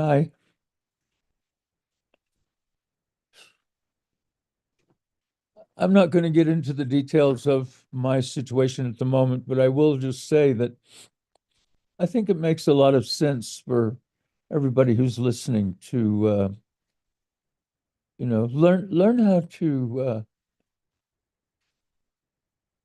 learn how to be present with the people in your life in all kinds of different ways. Don't assume that the beautiful relationship that you have right now will always be that way. Be that in business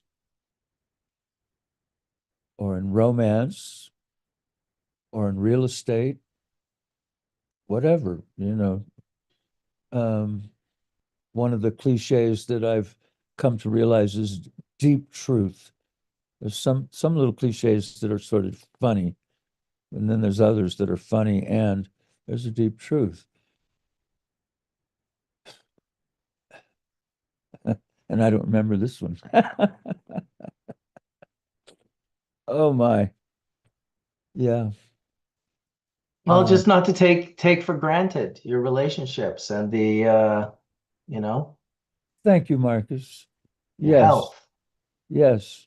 The What you have in your life, the situation that you have in your life right now, ideally it's a situation you're enjoying and find fulfilling, and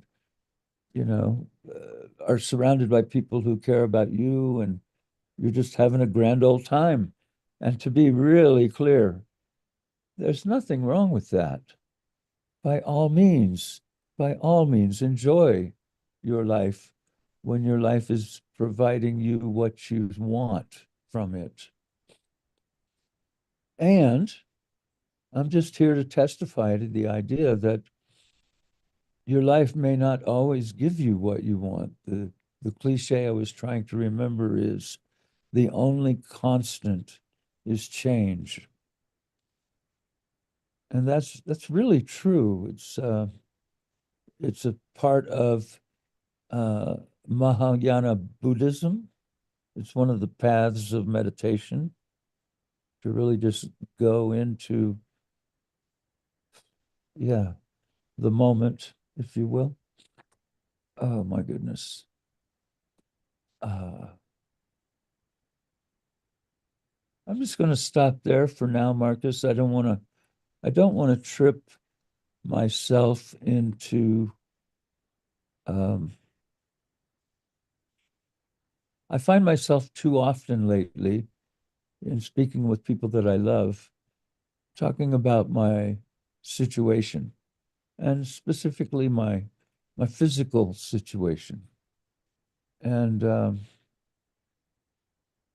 I guess I don't feel up to sharing it with all of the folk on the show here. I will say this, that if the only thing that's constant is change, it's a really good idea to get used to that idea, to go with it instead of trying to fight it. Because, well, there's another nice image. And I think this one's really relevant in romance. If you have a relationship that you really love, treat it like a butterfly sitting in the palm of your hand. And if you keep your palm open and in the sun and be careful about how you relate to that butterfly, because again, this is a precious and beautiful thing that we're talking about here, a romantic relationship that not only works, but fulfills you and your partner. This is not an easy thing to achieve. But if you happen to have that, you can view it as a butterfly sitting in your hand. And as soon as you try and close your hand, if the butterfly can, it will fly away. But if it can't, you'll crush the wings of this being that you love so much. And what I've come to realize for myself is that it's way too easy to crush the wings of someone you love. And they might recover from it or come back. But I really encourage anyone who cares about this sort of thing to recognize that, yes, you will change. Things in your life that you enjoy now, that will change. And, if you play your cards right, the change might be something you really love and appreciate and enjoy, because that's certainly possible. That's certainly possible. Yeah, I'm gonna stop there. Enjoy what you have and celebrate it. Be grateful. I'll go Beautiful back to words. listening, Marcus. Thank you. Yeah, beautiful words, Wade. Very powerful words. Definitely has everyone introspecting, looking inside, trying to figure it out for themselves. I'm definitely forever going to look at my relationship as a butterfly. You're right. It's so easy to crush the wings. I've been with my wife for, I want to say 36 years so far that we've been together. 36 years. So we've our wings have some bruises, some breaks.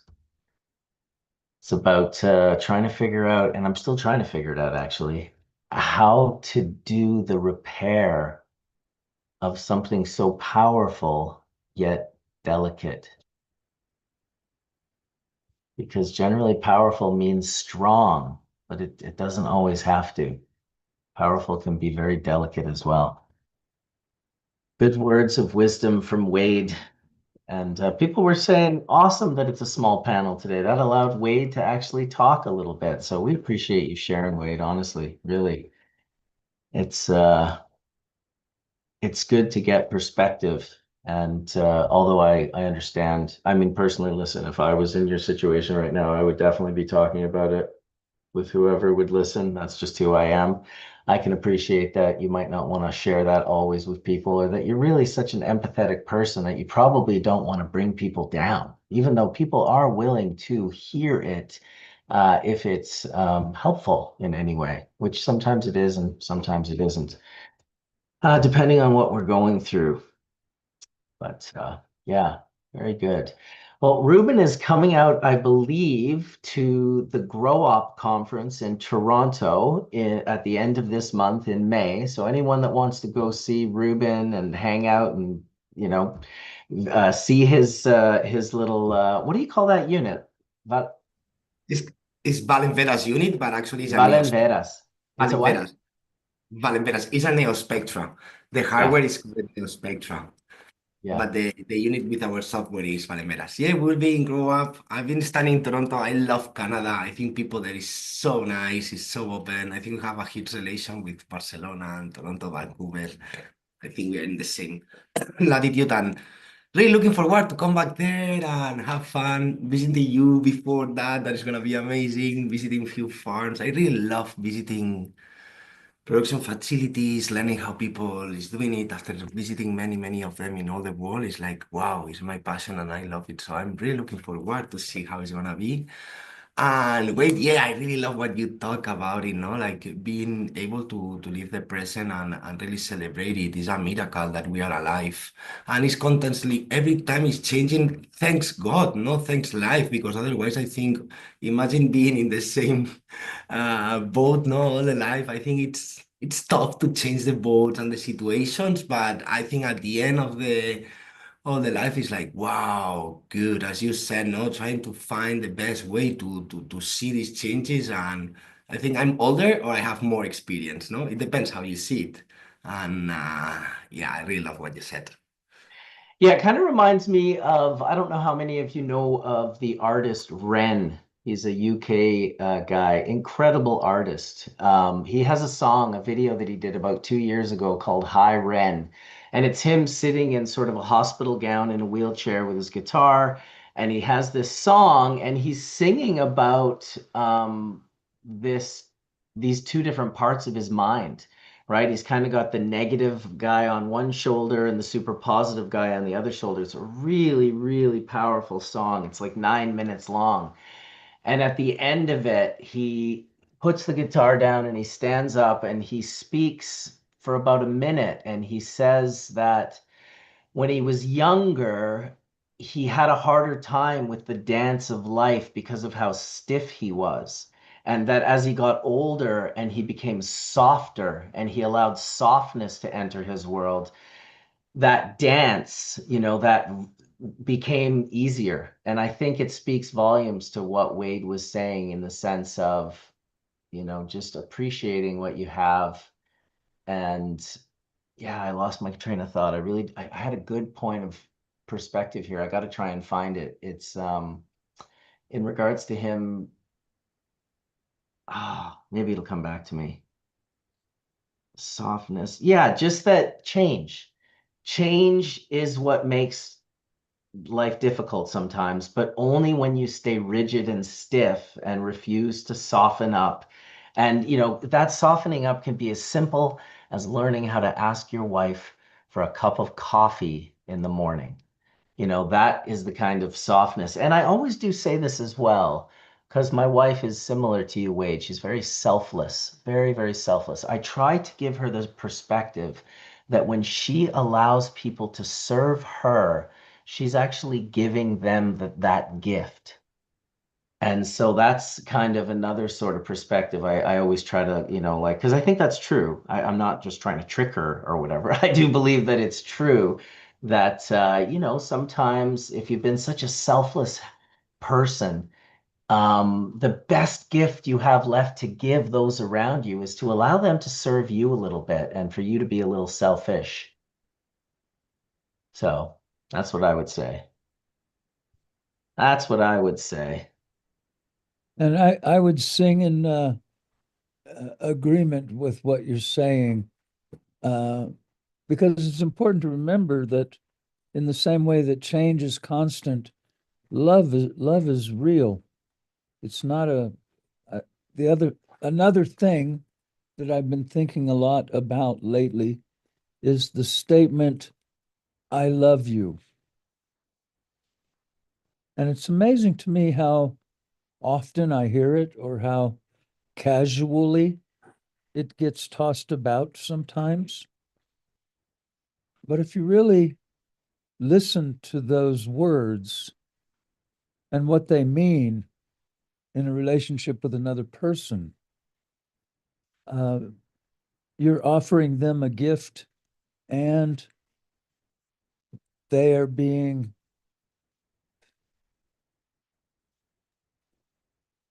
Yeah, in a certain way, you're asking them to come out, if you will.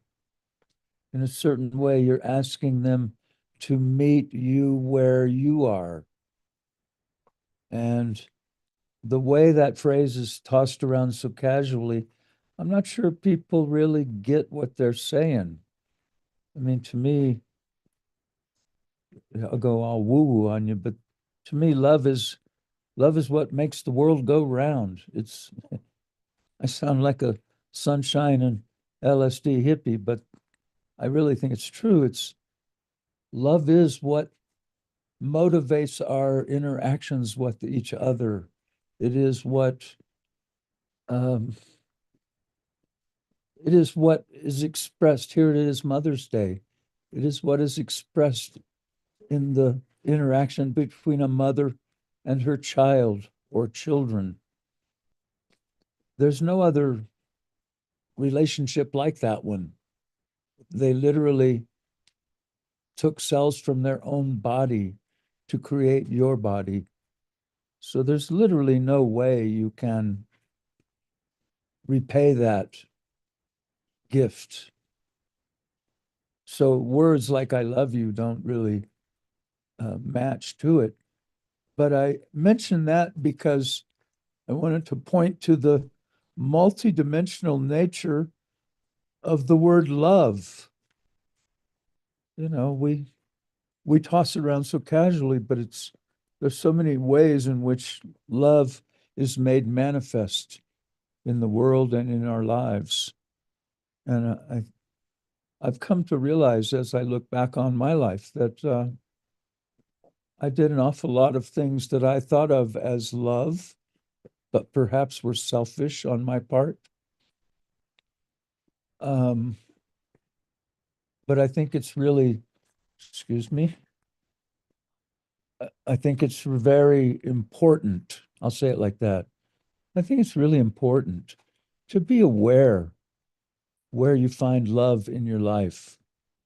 I mean, you can find love among your siblings, if your familial relationships are good, you might find love with your parents before they die. There's a whole nother conversation. Um, yeah, I don't remember who wrote a really beautiful dissertation on all the different types of love. But yeah, love is such a multidimensional emotion, and yet we put it together with the words I and you, and you know, in the right context, it's a very powerful statement, especially if it's the first time the other person is hearing that from you. On the other hand, with the right tone of voice, it can sound like um, an attack.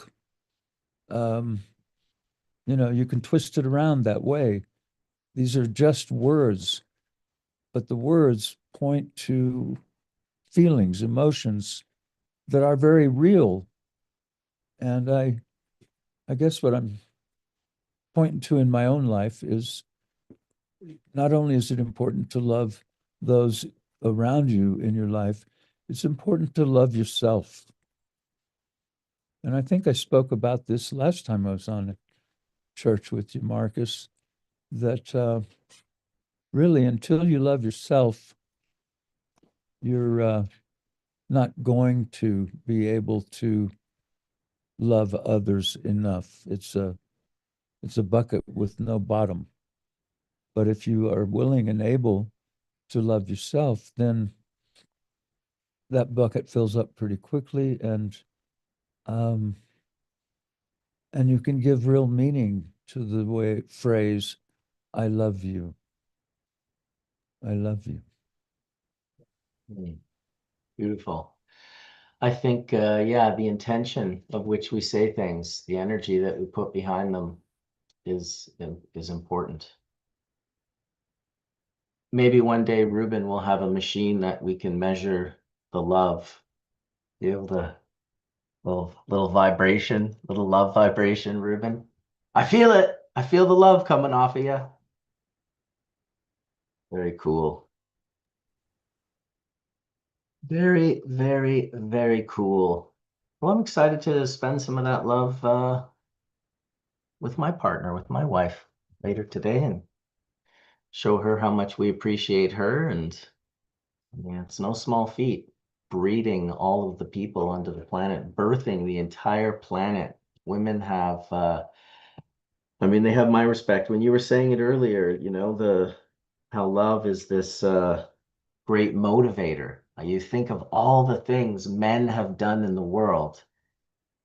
It's always for a woman. It's always like, yeah, let me just like do this in any way that I can. What can I do? Let me figure it out.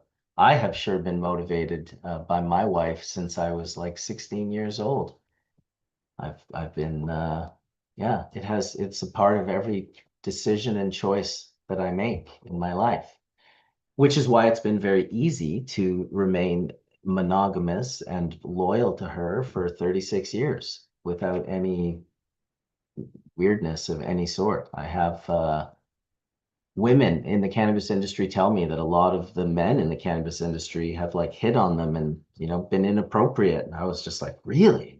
Oh, you'd never be like that. You're like an older brother. But so I was like, yes, exactly. I'm like the older brother. That's the respect I want to have from women when I'm out in the world moving around. That's how I show my wife respect, that I create that perspective that women look at me as helpful and as like an older brother energy, but certainly not inappropriate in any way, shape, or form. That is for sure. So we're going to see you, Reuben, here soon. So what I would announce to people who are watching Hash Church right now, I think I have one or two kind of potential spots set up, but Ruben and I both have a lot of energy and we could probably go from very early to very late. So if you have a facility and it's close, not too far away, I don't really want to be doing like 4 hour drives, but if it's within an hour and a half of where we're at in Vancouver, we'll come and visit and bring the unit and do some testing and some demoing of how it works. I'm super excited to I also love the demos and the trips and going into facilities and bringing, I'm definitely going to be doing that, a lot of that once Ruben comes here and gets me well trained on this unit. I'll offer it to do it on my own, but Ruben's going to be here for a few days, so it would be good if you got a nice facility, you want your flower or your hash tested. You were talking about validation, Ruben. Well, a lot of the places that we'll go to, I'll make sure that some of the flower we test or some of the hashes that we test have already been tested at the facility. We can test flower, the input material that was also, everything in Canada has to be tested before it even gets into the facility. And the minute you make it, any extract of any sort, you send that out for testing right away because you can't sell it until you get the tests back. So yeah, that's just how it works in Canada. So hopefully we'll get some other facilities. I'd love to go check out Pure Sun Farms and Rubicon Organics, and who knows, maybe we'll go bump into Remo, the urban grower, and you can smoke some big joints with Remo, and we'll test some of his flowers and whatnot, and test the nutrients in the plants. He's got That's a that's a a big food one. company. Yeah, Yeah, yeah. yeah, yeah. Let's. Usually, I really love visiting facilities and then being able to analyze in different rooms. As I was saying, every strain has different requirements, and I realized that not many facilities used to analyze the plant tissue analysis. So I was surprised and then see like, wow, there's a big potential that actually is really quick to go pick up 5 leaves, pop, pop, pop, pop, pop, analyze it and just check it out. It's like, wow, this is how I actually really like visiting facilities. And later on, we jump into flowers and extracts, but I think the big potential is being able to analyze plants and then trying to perform the perfect nutrition to really perform the best out of every strain. Well, it kind of reminds me when I first started doing bubble hash in the late 90s, and it was so early that really nobody had seen it in North America. It was like unless you went to Amsterdam and met up with Mila and saw the isolator bags. My bags came out like 3 or 4 months later. I thought it was years, but when I actually looked at the history, it was like I think she came out with hers in 98, and I came out with mine early in 99. And so, Where was I going with that? I keep getting baked and forgetting my train of thought.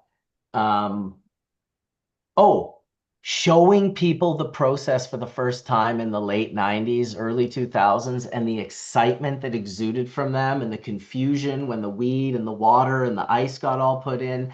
I can kind of feel like rolling around with that unit and telling them, well, we can tell you what kind of, nutrients, micronutrients, macronutrients, what your cannabinoid profile is.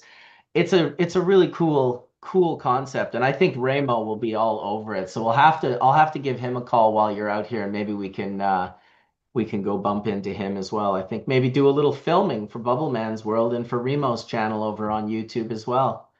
Yes. He's always good. Oh, here we go. I see Mojave Richmond is making his way into the room. Do you know Mojave? He works close with Rob.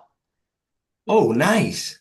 Yeah. I'm not sure if you guys have. He did the Sage. Do you remember the Sage back in the day in Amsterdam? The sort of a sativa narrow leaf drug cultivar, cultivar.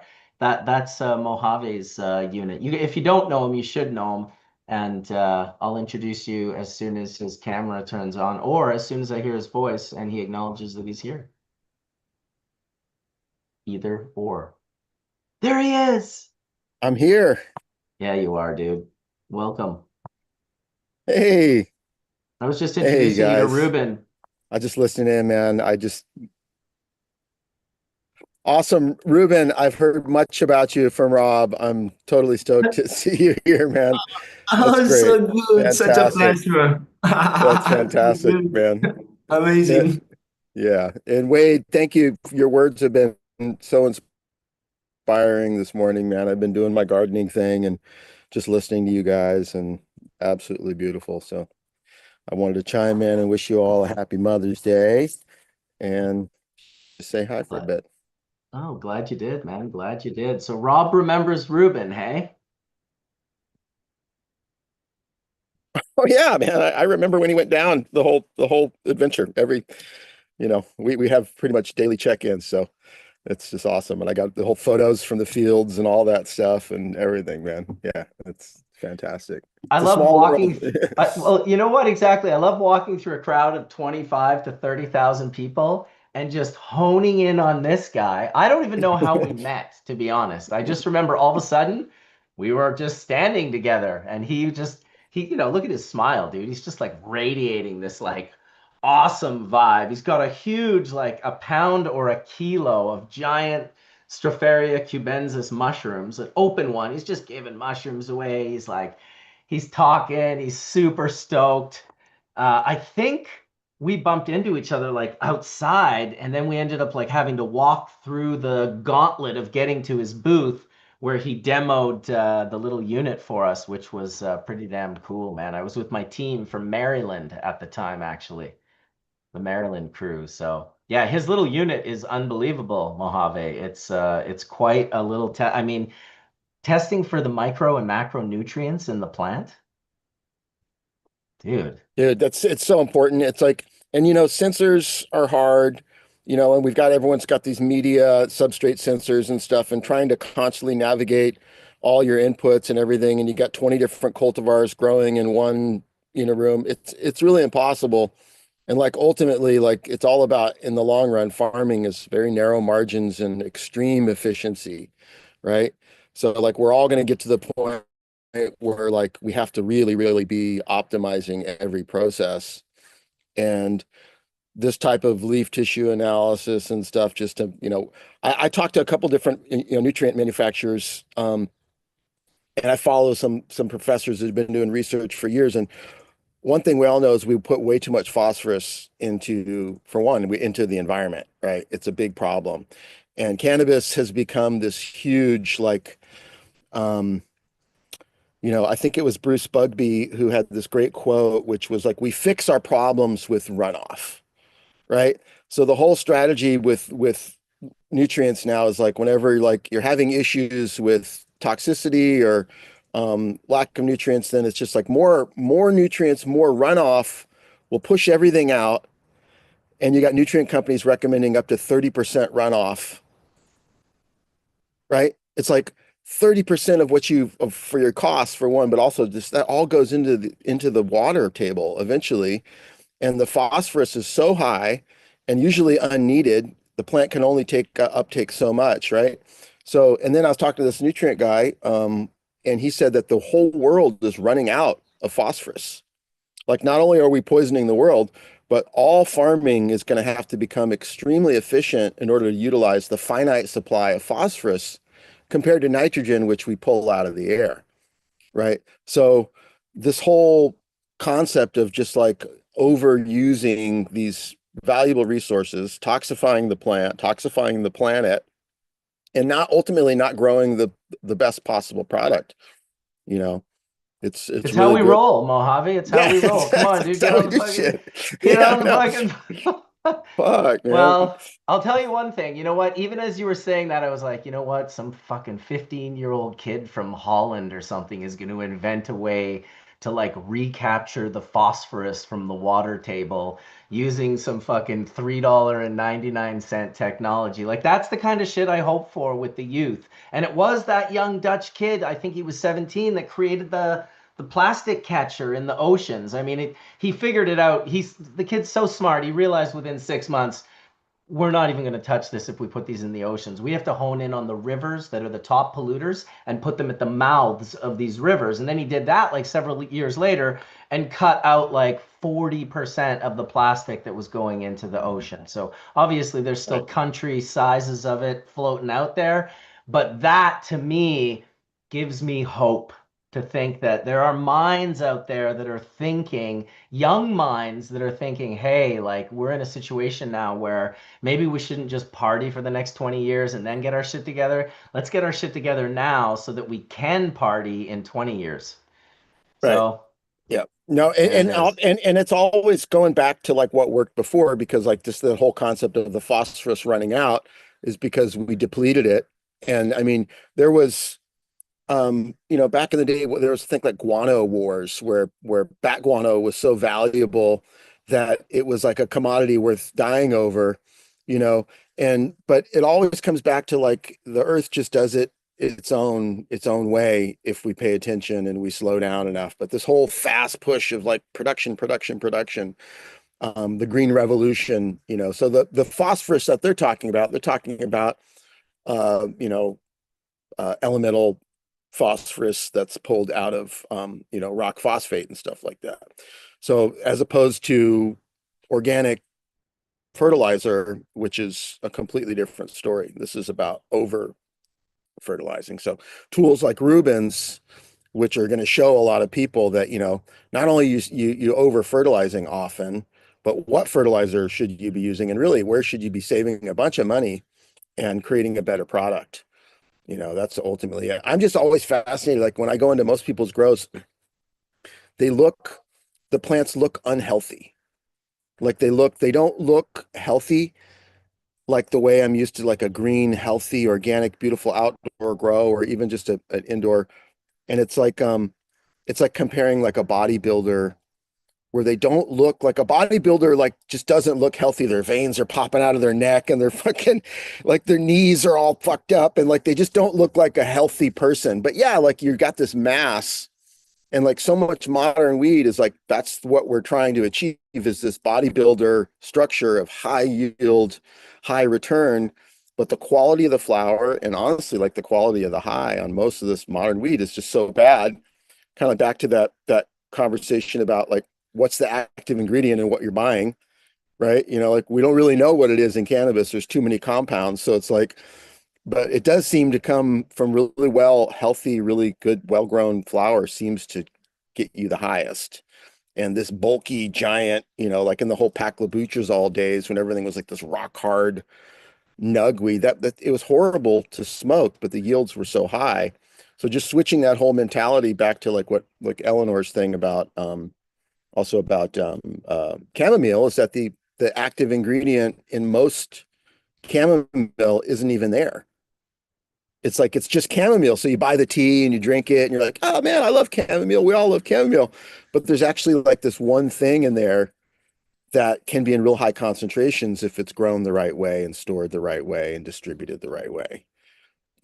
Just So like always, it's always about, can you get the plant to express itself? The idea of having what he has in that unit in your phone one day and going to the grocery store and hitting like oranges and grapes and watermelons and being like, because also having a tool like that would probably eventually, I mean, listen, before I got my macro lens, I had seen a trichome only because Joep Dumas from Amsterdam there took the pictures at the University of Amsterdam with the electron scan microscope in the late 80s, early 90s. So you could buy those postcards of the really close-up trichomes in the mid 90s in Amsterdam. And that's kind of how I started looking at that. But before I got my macro lens, before I started photographing these things, I didn't know what the language was to even look them up.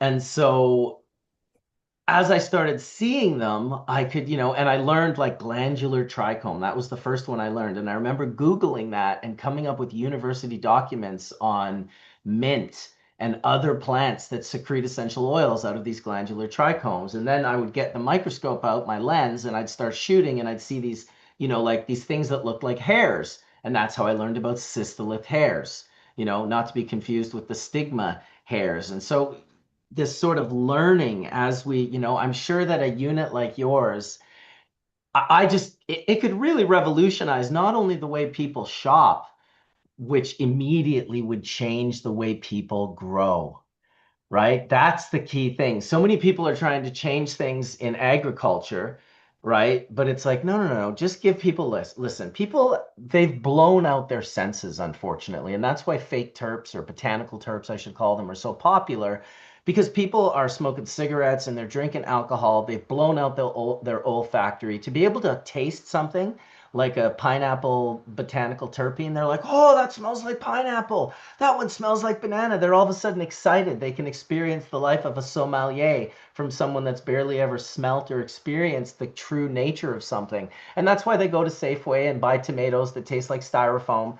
But if you could see on your thing and you started putting it together with the money that you were spending, that amount of a certain compound was low, and that's what gives the tomato the fresh taste or the juiciness or the whatever.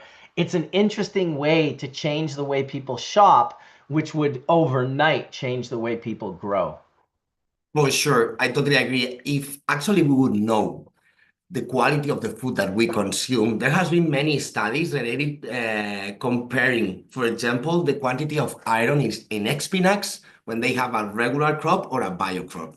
If you would be able to see that an average of 100 times more iron in a bio crop than a regular crop, in your life, you could think about going to buy an spinach of whatever, that even the cost the double, is have 100 times more iron. So what a fuck, like this is, I think, what you were saying, now being able to push growers to say, okay, these people already have the power to check the iron content. So, hey guys, we need to do it properly. So then is how we are gonna force to change the production of our food into the bio production in a sustainable way, just avoiding how all this synthetic and the revolution in the all these pharma pesticides and how we produce is gonna totally change once we are gonna be able not to see that. And I think it's also a responsibility of us as a consumers, as the humans, also to be able to check it out and start thinking about that. Eh? Like you said before, Marco, like you go and you buy bio. I also do it, and I think I try to push, local farmers, trying to see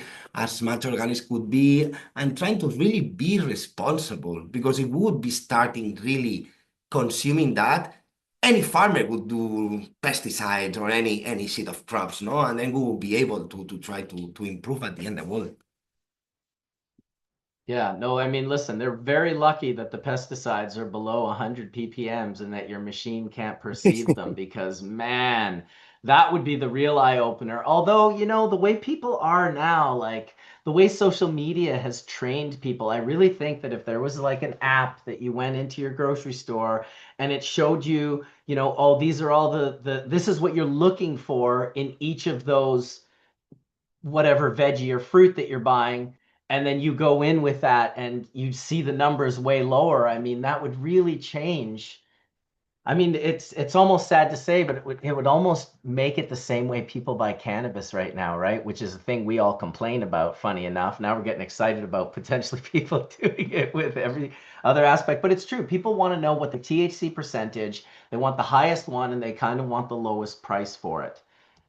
Generally, not us, but a lot of other people certainly do. I'm And it's having a probably rip of this hard. rosin. It's probably hard to know. I mean, obviously, and you can't, it's speculative. What is the active ingredient that we want from any single crop, right? Like, Exactly. because it might be sugar, or it might be acid, it might be lycopene, it might be pigment, it might be all these different things. But I would assume it'd be interesting to see, like, because you go to an old farmer, like I recently, an old farmer, like an old guy in his 70s, late 70s, gave me some of his like fresh peaches from the family farm, right? And when that farmer hands you that little basket of peaches, you're going to bite into that peach and go like, oh yeah, that's what a peach is supposed to be, right? And I'll bet you that that peach is not the same peach in the big commercial farm peach, because you don't get that at the supermarket, at Safeway. Like, you can go buy 100 peaches in a year and you don't get it. So like, the divergence from what people selected these crops to be, the high iron content in spinach, the high sugar content in a peach, the high acid content in certain types of fruits and stuff, like those were, we chose those, and then industry move the needle to a different direction, which was generally just like weight, right? Just mass. Just like, how much is a pound of tomatoes? I mean, you can get strawberries now that are like, they grow strawberries year round in California pretty much. And some of them are like the size of like a plum. And, but you bite into it and it's like, it's just not really a strawberry. It's like a different, it's like a pale comparison of what a strawberry can be. And then you get one of these funky old school strawberries from this organic farmer who grows the heirloom variety that his grandpa grew. And they're small and they kind of rot in the basket before you get them home. And you bite into it and it's just like, it's insane. Like this, just like, so what I'm wondering is, in a long-winded way, is like, through all the analytics, are we just going to get back to where we were when we selected what we wanted these crops to have before industry decided how to commercialize them so much? Because I think that like here's a tie-in with David. David took us to this pie place in Watsonville called Gizditch Farms, right? Such an amazing experience. It was me, Rob, and David and Todd, and Todd's girlfriend, Maya. And we drove down from Oakland and just puffed tough all the way. I'm right in the middle with David and Rob on both sides in the back seat, right? And we're just, David's got the Puffco, and he's telling us all these stories along the way that should have been recorded. They should have been recorded. He gave us the whole origins of like the whole Hayes story, the whole thing, the houses we stopped, everything, right? I'm like, David, for anyway, it was just an amazing time. But he tells us about this pie place. He's like, Gizditch Farms. And they have the most amazing pie, and I was their best customer. My family ate more pies. The old lady who worked there in the late 70s and early 80s, Nita, she told me that I was the best customer, the biggest customer, all their pies. So we get there and we buy like, I want to say like 6, maybe 8 pies. Like, we got a lot of pies for like 5 people, right? And David's telling us the story, and he's like, yeah, the lady Nita, she would be here, and she was her family farm, blah, blah, blah. Anyway, we get there and we eat and we have pies. And I walk over, there's an antique store right next door on the farm, and there's a little old lady in there, well into her 90s. And I'm like, are you Nita? And she's like, yes, I am. This is my farm. And I'm like, oh my God, hold on a second. I'll be right back. I got to go get David. I'm like, David, Nita, she's right there right now.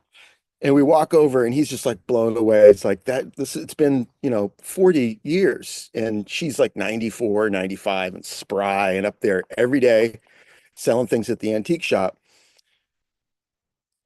She tells us that the pies that they make there are from like her grandmother's recipe. Crazy. that's her farm, and tells the whole story of how her father bought the farm for $4,000 in 1915 or whatever, And we're eating the pie. And by the way, before you hear all this, you're like, damn, this is like the best pie I've ever had in my life. Right. And then, and then she tells the whole story and how they make the pie and the breakdown of how they cut the apricots and all that stuff and let them and dry them. And I'm like, pie has not gotten better.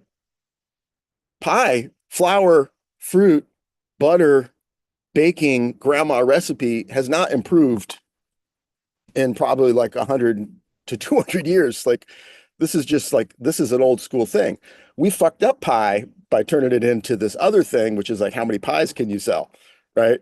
And luckily, Gizditch Farms didn't get bought up by oh, Nita, we want to put your face on the pie and sell your pies around the country and put them in the freezers at Safeway.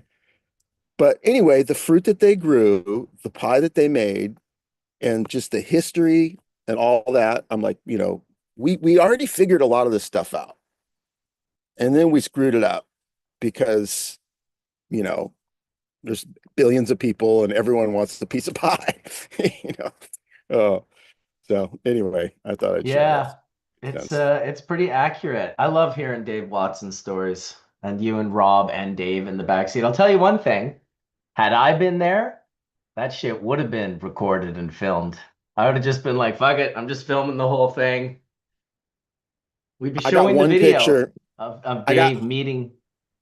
I have pictures of him meeting Nita. Awesome. And we did take one picture, but you know the deal. At the time, it was like Yeah. you had to ask, and then you had to give a quick rundown of why it was important to take that picture. But yeah, it was a special time, and it was one of those times when um, you knew it was special. Just a moment. Yeah, totally. That must have been not too long after that Dave went and like, how long ago was that? Some years ago?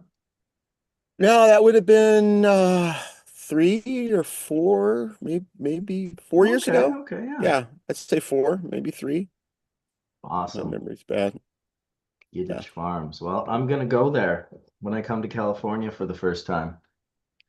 You got to get the Olala berry pie because That's that's what I'll insane. get. And then David's favorite, I think, was there was an apple pie. It wasn't the Dutch apple. It was an apple pie where the baked top would rise, and it was about 8 inches, and you crack the top, and they got ice cream, and you sit there and in the farm and go buy an antique from Nita, and See, their fruit would be the standard for Reuben's machine. You'd be like, let's like this, and I bet you those numbers that came out of that fruit would be so much higher than the numbers that came out of the fruit at the from the Driscolls. It is weird how we do somehow manage to suck the soul out of things. It's a weird one.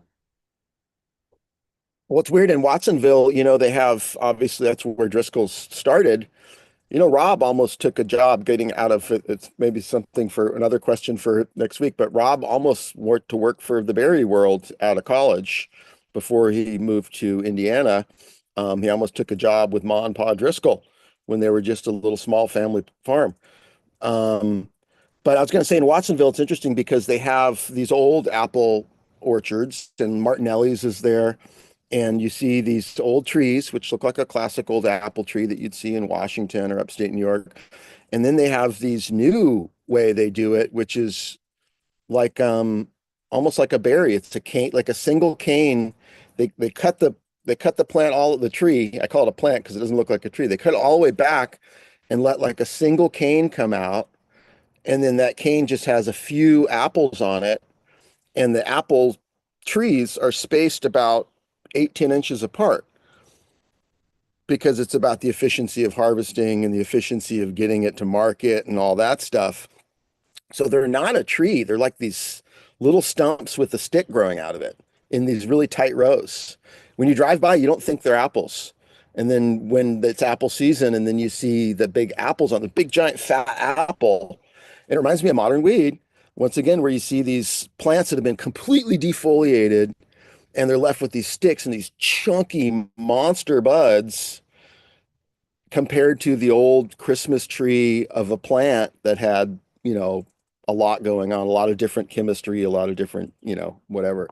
But not that it's bad, and I don't know that this might be the best way ever to grow apples. But agriculture and innovations kind of just it's like the guys who make the harvester decide what crop to grow, right? Yeah, well, them and it's always the accountant who has a lot to say about it, which is really where the problem kind of occurs. Where the accountant has the loudest voice and the farmer has the quietest voice when those two sort of collide, and it's like, we're going to put your face on all the pies. It's like, yeah, it's like that's the accountant that's going to destroy it. They're going to be like, well, first of all, we got to get rid of all these natural ingredients that you have. This is way too expensive. It's like, oh my God. When I was a Oh, kid, have you guys ever heard of Famous Amos cookies? oh yeah. Okay, well, Famous Amos was just a little shop, not much bigger than this little canopy here. And you go in there, and Amos was behind the counter, and he baked the cookies, and he would put them in a little brown paper bag and give you a cookie, and you'd eat it, and it was just insane. And Nabisco bought out the brand, and it went from just being like one little shop to being like a national brand. And Amos was just like, I think he was savvy enough to say, like, y'all can run with this because it's not going to be the same cookie. And he went and bought like a farm in Hawaii or something like that, and had nothing to do with it. He wasn't on like TV, like commercials and stuff like that. But they basically took his name and his reputation and a very crude version of the recipe and turned it into a Nabisco cookie on every shelf thing. But it was in like in our world, we have pockets of that where people have the heritage, the brand, genetics, like the amazing whole story, where that what they have is more valuable to Nabisco than the cookie, right? And that's when we're in a weird era where people like in the triangle specifically are in this weird desperation mode and trying to figure out like, well, what is the long-term play for cannabis for my family farm, for my genetics? Because it's going commercial. So it's like kind of like, how do we figure this out? And I know, Wade, you were talking earlier about the Origins Council and stuff. And me and Rob have also been working a little bit with Dominic Corva and Caleb with Cal Poly Humboldt, which also works with this whole project. And it's an interesting topic because it really is about addressing the big transition. It's about the stories, the people, and the genetics, and how to capture that in a narrative and everything. And then, but really that narrative and those genetics and that story will end up being on someone else's product in the future, because all those people, they're all gone, for the most part, or will be gone as time moves on, And it was interesting to see the very first cultivar and story that they used for this project was Big Sur Holy Weed. And that's a family thing for me. That started with very close family friends on land that my family lived on. And my brother was, a cultivator in Big Sur for decades and decades, all the way, to modern times. And my family, anyway, but the story was wrong. It was a wrong story. And I don't mean to put them on blast for that because they've corrected it, but it was a sensitive thing where they told the story and they put it on the internet. And then like, right when they said like, oh, and people were smuggling from Mexico, and then they show a picture of my dad. Right. And I was like, whoa, that's my dad on your story. Cause you guys just pulled it off the internet, because this is a time when there's, not a lot of the original people are around to say what really happened. Right. And we're seeing that now in a big way. And so as the opportunity to not tell the story, someone always steps in the vacuum and says, oh, well, I'll tell the story then. I've got a version that's, ready for a brand or something. Oh, And you see that a lot. You see that right now with landrace. That word is being used heavily. Like, and it's appropriation to me. And for me, it was appropriation of my deceased father and his heritage and our family's narrative with Big Sur. But it's happening kind of globally where everyone's like, hey, we can grow this stuff, but the real back of the bottle, sexy story about the chateau and the people and the family, we can't own that because we're all new. And all the people who were there before, the real story, they're either gone or their story isn't appropriate for the brand. So, you know, so it's an interesting time for California because they do want to build a cannabis industry similar to wine, where they have appellations and they have, you know, different cultivars that they can say were founded and created in certain or at least thrive in certain areas. But it's sensitive because cannabis is on the ropes, and especially for the people who were way back, you know, most of them have just decided not to be involved, or having a hard time being involved. So it's interesting to see we need to shape the stories for the future and respect the people whose stories, you know, the people from the past. And Wade, you know that as well as anybody, you know, you lived that life. So. Super. I was planning to comment related to that, what you were talking about, how a brand could be going bigger, and especially what you say, no, how the cannabis industry could be as similar as the wine industry. Just seeing like a supermarket here in Barcelona that you can find a really cheap wine, could be good or not that good, that could come from Chile, even from Argentina. We have our own ones here, but you can always find all this really nice bottle that is craft, that is well done. And this is why I'm so excited, no, to see how this industry is going to evolve in a sense that even me, I wish to have no our own production and being able to have our own strains and our own products that could be sold in all the world. And then I could be, I don't know, going to Japan, and why not, no? Being on holidays, snowboarding there, selecting, okay, I'm gonna take some of the one in Puerto Rico, in California, and Barcelona, and just trying to, as wine, no? How far are we from there? What is your idea? I wish to be there in 10 years. What do you think about it? Well, I think, it's cannabis is so much more complicated than any other crop just because of the diversity. Like with wine, there's only, like in California, we have like 100 different varieties that are grown on scale, but only like 2 or 3 make up for over 50% of all the volume produced in the state. So it's challenging, and it's similar with hops and everything. Like there's just a small amount of plants that are used to create the vast amount of products. So it's easier to create an informed consumer because they only have to learn from 5 different things, right? But this is the cool part, I think, with cannabis is that we'll always have really, really killer weed because prohibition, unlike wine, created tens of thousands of experts in their basements and in their backyards who know their shit.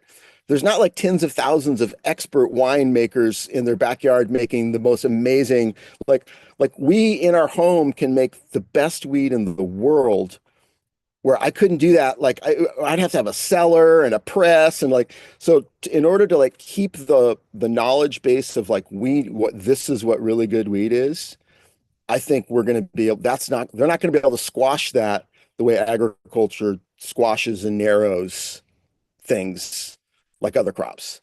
Like we're just always going to be fucking snobs and we're always going to know what fire is. So it's like, that's exciting. So that to me, that means like wherever you go in the world, you're always going to find the people who know how to produce. And you can't say like, this is a 7-Eleven where it's like, dude, this is just like common. You can get this anywhere. Whereas like, there's always going to be the shop that's like, if you want, I hope, I mean, that's my, I hope, you know, but the crazy thing is right now it only happens in people's backyards and in their garages because most of the people I know that grow, they grow better weed at home than they do like at work or, you know what I mean? Like, so it's like a weird parallel where like, we still know what good weed is and we still all have good access to it, but the masses generally don't. Right. So I don't know if that if that'll play out where with wine, the masses have access to all the best wine anywhere. Like if you got enough money, you can go buy the best bottle in just about any city in the world. But Yeah, yeah. I yeah. wanna say what Wade said. That is love, perhaps. People that is growing at home, this small 2, 3 square meters, it has a lot of love, no, per centimeter, while they are working in a huge facility that you can actually love them, but not that much. So perhaps this is a value, as Marcus was saying, we would love to have to read the love of the cannabis. That could be a nice parameter. That's awesome. The I love love it. meter. I love the conversation. I really do.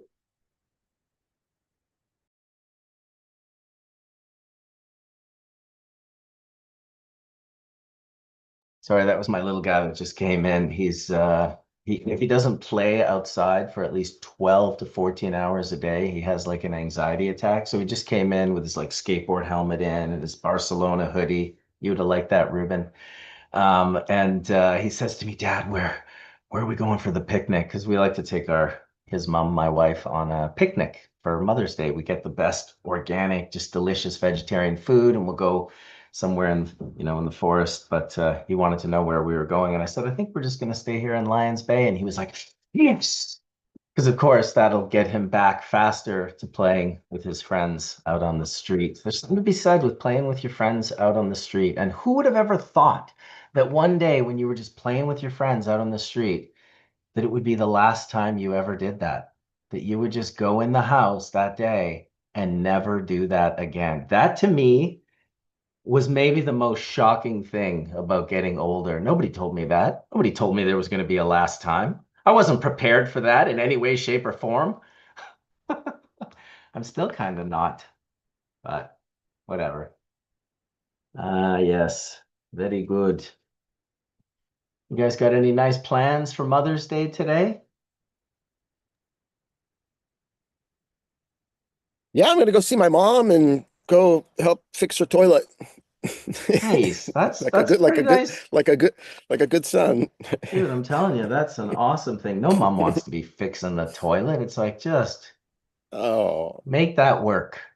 yeah. My mom is so awesome. She is like, I mean, I could talk about my mom all the time. And it's funny because, Dominic and Caleb have interviewed me and Rob like hours and hours, and we've told our story pretty well for this project. And I keep telling Dominic and I keep telling him like actually like my mom's story is better than anybody's story. And she's just a gray-haired little old lady and she won't tell it. She's like, I won't tell my story because I don't think anybody's interested. But my mom, man, and I can't really give the full story, but she, she was one of those early beatniks who, man, she got pregnant when she was 18 in Florida from a somewhat wealthy family, and went off to Georgia for a bit, but came back to Florida, and her husband was going to University of Florida in Gainesville, and got kicked out for smoking weed in 1960. Um, and so her whole life and how she ended up having 6 kids and living in Big Sur is this whole story of cannabis and prohibition and following that trail. And they went from Gainesville to New Orleans and lived there for a while. And before they were leaving for, I know this is a bit personal, but it's Mother's Day, so I'm going to start. Sorry, Mom, I'm telling your stories. Before they left, her and her husband and her 2 kids and a couple friends from high school days, like had gone full beatnik, like high school kids from Florida, from Daytona, right? From the mid 50s, and they're going and they're following on the road path, and they're in New Orleans, and they meet this charismatic guy, and they say, hey, we're going to California, to the Bay Area because that's where it's happening there. And he's like, can I come? And they're like, I don't know. And he pulls out a big giant temple ball of hash, and he goes, I've got this. And my mom's like, come on. He's like, so it was a hash. Anyway, that guy ended up becoming my sister's father. So it was following the hash trail, and then it just went into Haight-Ashbury, and then, the whole thing with that whole community and the Grateful Dead, and then into, Big Sur, and still cannabis following cannabis. I mean, cannabis was the connective tissue between this whole group of people, you know, and my mom was, in a way, the thread, and all the way into the 70s and 80s when we moved into LA, and, we were this hippie family growing up in Hollywood and LA, and cut our hair and put on regular clothes, but we were still the thread to Big Sur and cannabis. That was the whole thing. It was just the whole thing. And anyway, and it was my mom. It was her. She was the one. She was the sweet little lady. And, she's like just the OG of OGs.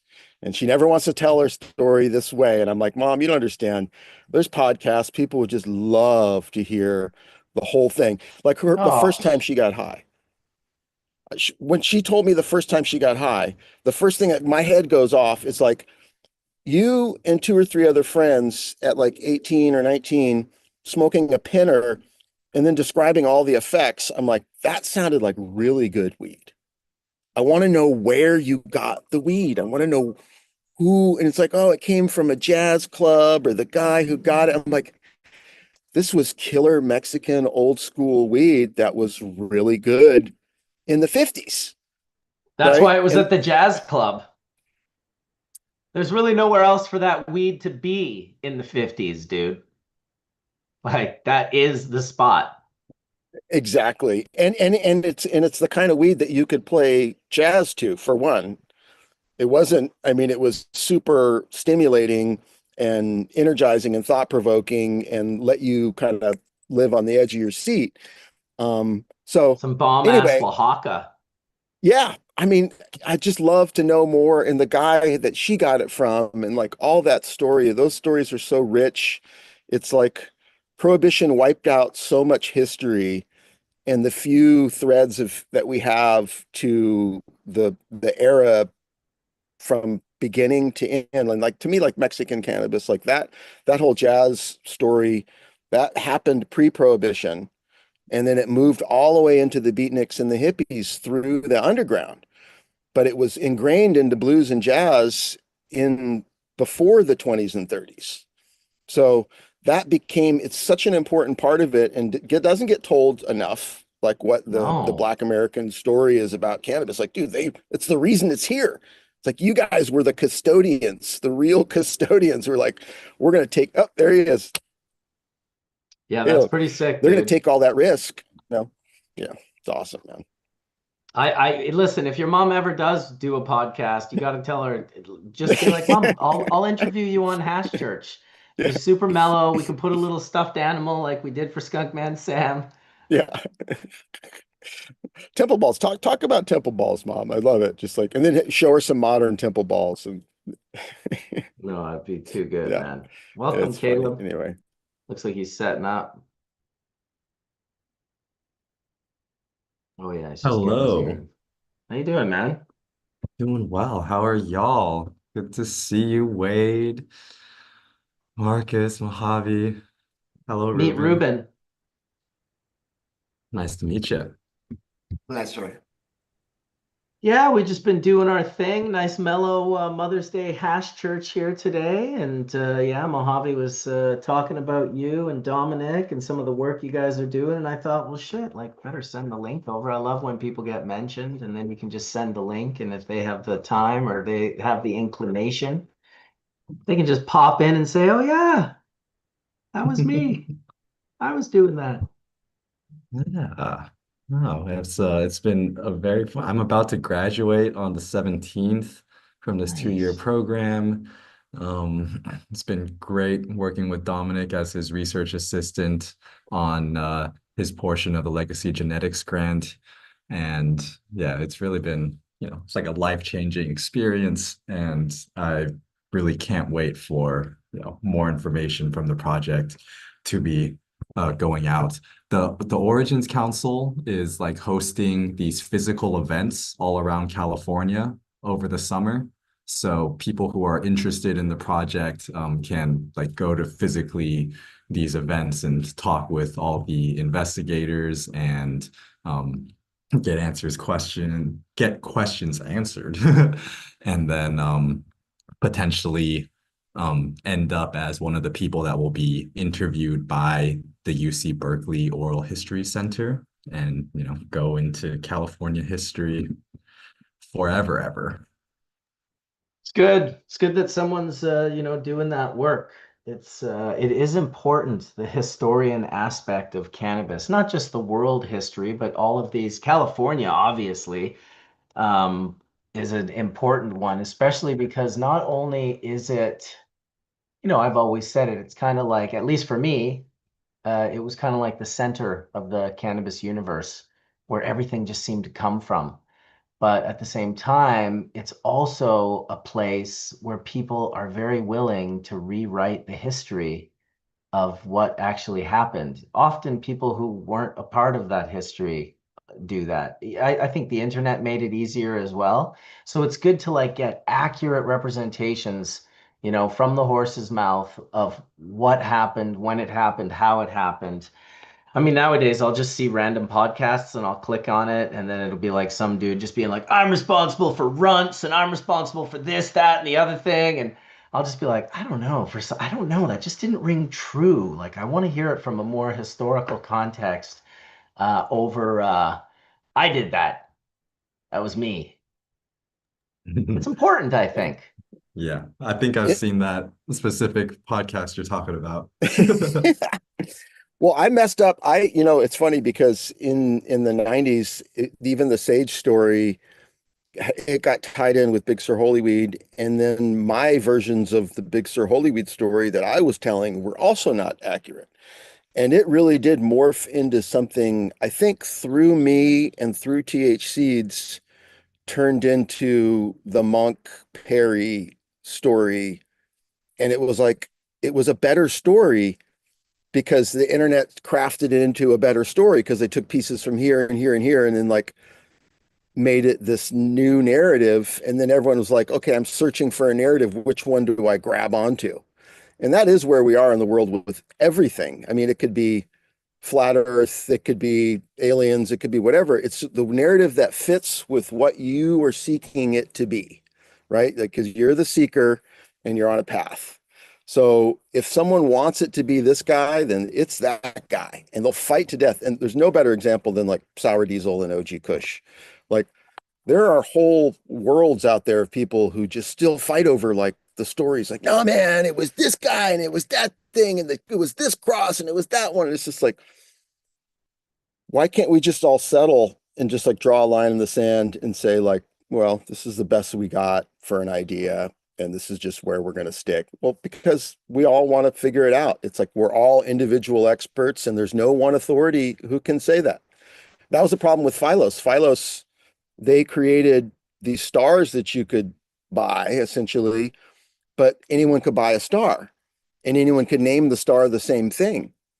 So there wasn't this like, the dream was that like haze would just be haze and sour diesel would just be sour diesel. And they'd be stars in a constellation where you could point with a telescope and say, that's the sour diesel star. But instead they're like, anyone can send in a sample called haze and they're all equally valid because no one person is the authority.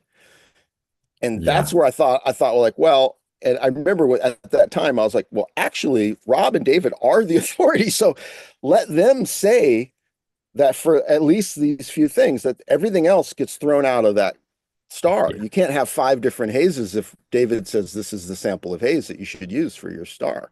Exactly. And that's where, so anyway, cultivars, there's there's a lot of them. Yeah, Well, they try to define them. Yeah, they tried to define them in a universe, but that universe turned into a multiverse where in this universe, haze tastes like skunk, and in this universe, haze is not haze at all, actually. It's something completely different. Yeah. And So, I've spoke with people who intentionally sent in, misnamed stuff Right. specifically because they wanted to fuck with the whole process. And, that just like what Javi is saying, if you have those five people turning in haze and they were all being like honest about it, you'd still have some deviation. But when you actually have people actively throwing wrenches in there and the scientists aren't able to differentiate by just picking the one that came from the actual source, That's a then strange there's type of issues. anarchy. It's like, Yeah. yeah, scientific anarchy. I will fuck your shit up. It's like, okay, well, that's a weird way for you to spend your energy, but whatever it takes. Yeah, I feel like it's that almost person like needs better devs. anti-intellectualism, Yeah. Right. almost. Well, it all, Oh, I don't know if sorry, Mojave. Sorry. Hold that thought. Wave had his hand up before, and I forgot to catch it as on time. Let's let Wade speak his piece, and then back to you, Mojave. Yeah, I'll be brief. I one of the things I've realized about this legacy genetics project and the attempts to preserve the culture and stories of cannabis during Prohibition is during Prohibition, most folks were very secretive about what they were doing. If you were loudmouthed about what you were doing, the sheriff might start knocking on your door. So I think a lot of the folk who are quite important in this work, if they're still with us, uh, never learned how to talk about their work in a way that informs the public.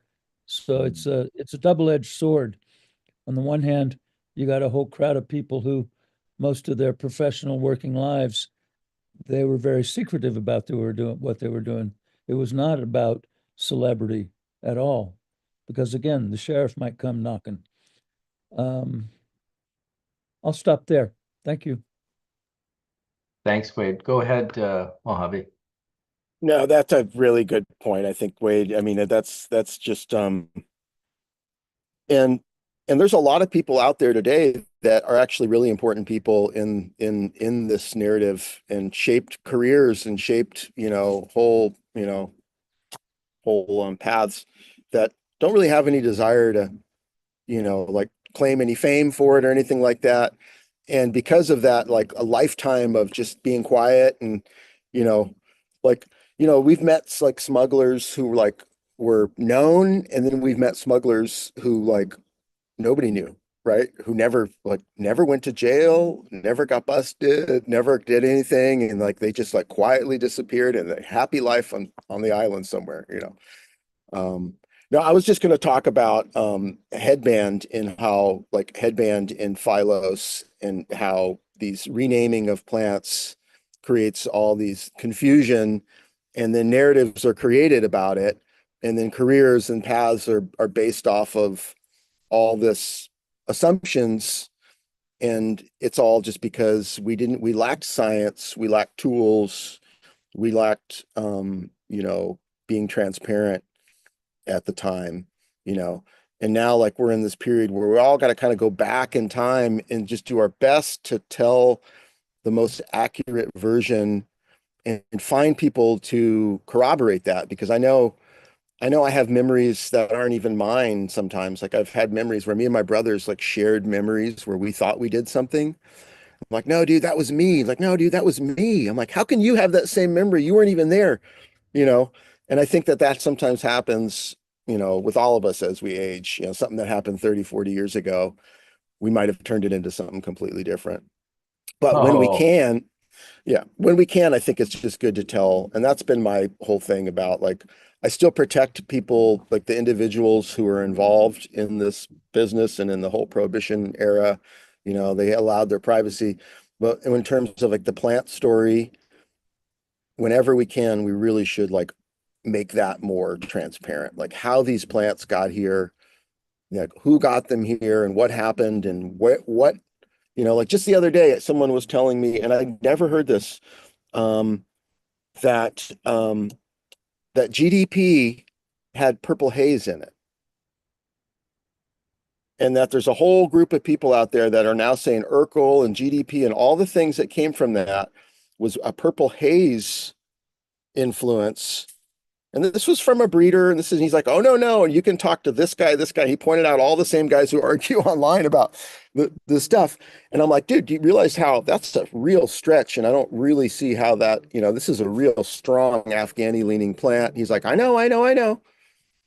But you take this and that, and then he showed me some beans that he'd popped from old school purple haze that he had from a collection that supposedly was valid, dating back at least to the early 80s. And he's like, look at that. And I'm like, wow, you're right. There's some interesting. And he's like, yeah, and that's what's got this whole new story going. And the reality is like, we don't have a solid, for a lot of, Blue Dream, we don't really have a real strong narrative. OG Kush, the triangle, we know what part of it is. But the original guys, the full stories are still not told. And to me, it's like these are the founding fathers that made the entire, or the founding mothers, I should say, that made the entire world, the ecosystem we live in. They're like, it's like, this is like so important. That's like what Caleb is like, he like lives and breathes this shit. And he takes it very seriously. And I think that that's really important. It's not just a silly internet troll thing. It's like, this is real, ethnobotany, really, Yeah. One thing that makes me think of that kind of just in my head lends credence to the like purple haze being in there perhaps is, everyone knows there's like two types of purpling, right? There's the cold induced one, and then there's the one where like it's there from the beginning and it's going to show up no matter what temperature that plant sees, whether indoor or outdoor. And like with the whole perps craze and GDP and all that, like it very much was that color. And I've asked many breeders like where they think these purpling genes came from, right? Like the cold induced purple, people seem point to the Afghanica. And then when it comes to like the purple that's there from the get-go, it's a question of like where. But in terms of like known purple cultivars or cultivar families or varieties or whatever, and like that specific gene that causes purpling from the get-go, like the oldest cultivars we know of that have that are actually not Afghanica based and are very much from equatorial regions. And, you know, I don't, you can kind of guess like purpling as a cold response might have like an evolutionary advantage. And then like purpling as like a constant thing might be some sort of like mutation that made it through or something that could be selected for. And like really just like specific and like the knowledge of what plants had those traits from periods, before there were photographs being published on the internet or from the period before the internet even existed. This is all information that really only breeders have and like know for sure. And like when it comes to like, was that trait dominant, recessive, and how they got it into a whole population, those are very much like a great example of these types of lores where we're tracking specific traits through different cultivar families even. And really love thinking about that kind of stuff.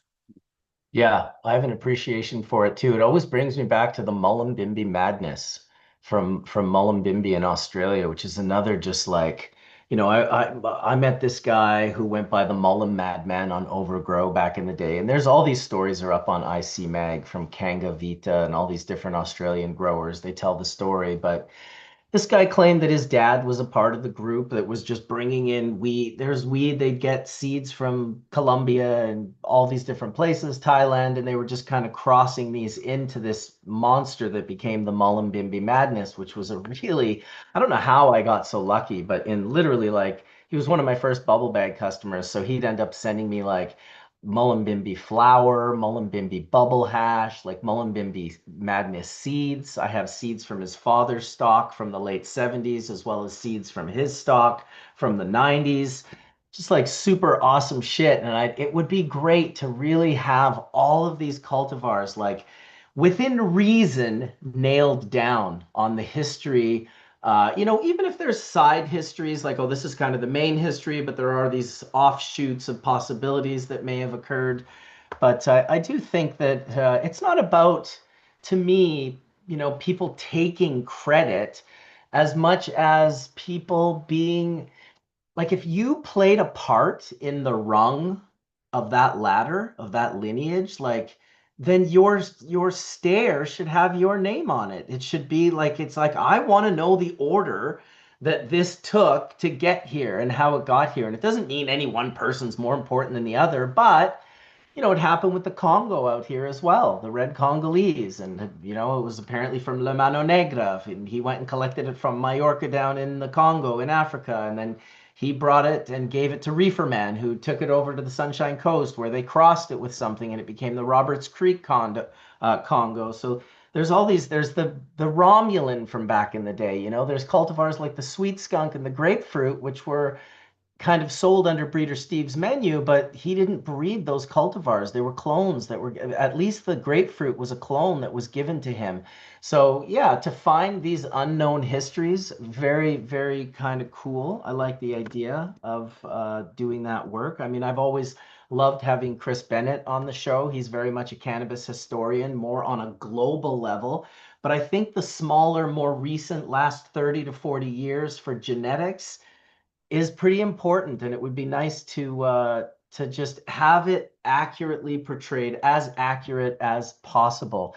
I do want to give a shout out to Joe Schmo and his family. I saw recently on Instagram that he had passed away there in California. I was devastated to see that. Yeah, shout out to his family, and I hope everyone's doing well there. Let us know if there's anything the Hash Church community can do for the Schmo family. And otherwise, I'm going to pull the trigger here today because it is Mother's Day. My wife and my two sons are on the other side of this door, anxiously awaiting a beautiful, wonderful vegetarian organic picnic that we're going to go have in the forest, not too far from where I live here. I do want to thank Reuben for coming on today and sharing with us. I'm going to film some videos with Reuben. I'm sure he'll be back on Hash Church as well. I want to thank Mojave for popping in and, bumping up the conversation with some great concepts. I really am telling you, dude, if your mama ever wants to do an even anonymous, no face involved, you let her know. Hash Church is the spot. We got her. We'll make her feel comfortable. We can do it just like we're doing with Rob. Curated, very specialized, small panel. Could be just you and her for that matter, whatever she likes. But give her our love for sure. Caleb, thanks for coming in last minute and sharing a little bit of what you're up to. Congratulations on graduating and really the life-changing events that you were able to have with Dominique and all these other people. So Wade, your words today, man, as always, were incredible. I'm going to go back and listen to them again. I love the way you talked about the relationship as a butterfly in your hand. You want to care for that thing gently. Don't try to hold on to it or you might crush the wings. Be open to it, taking off for a little bit, maybe flying around and coming back.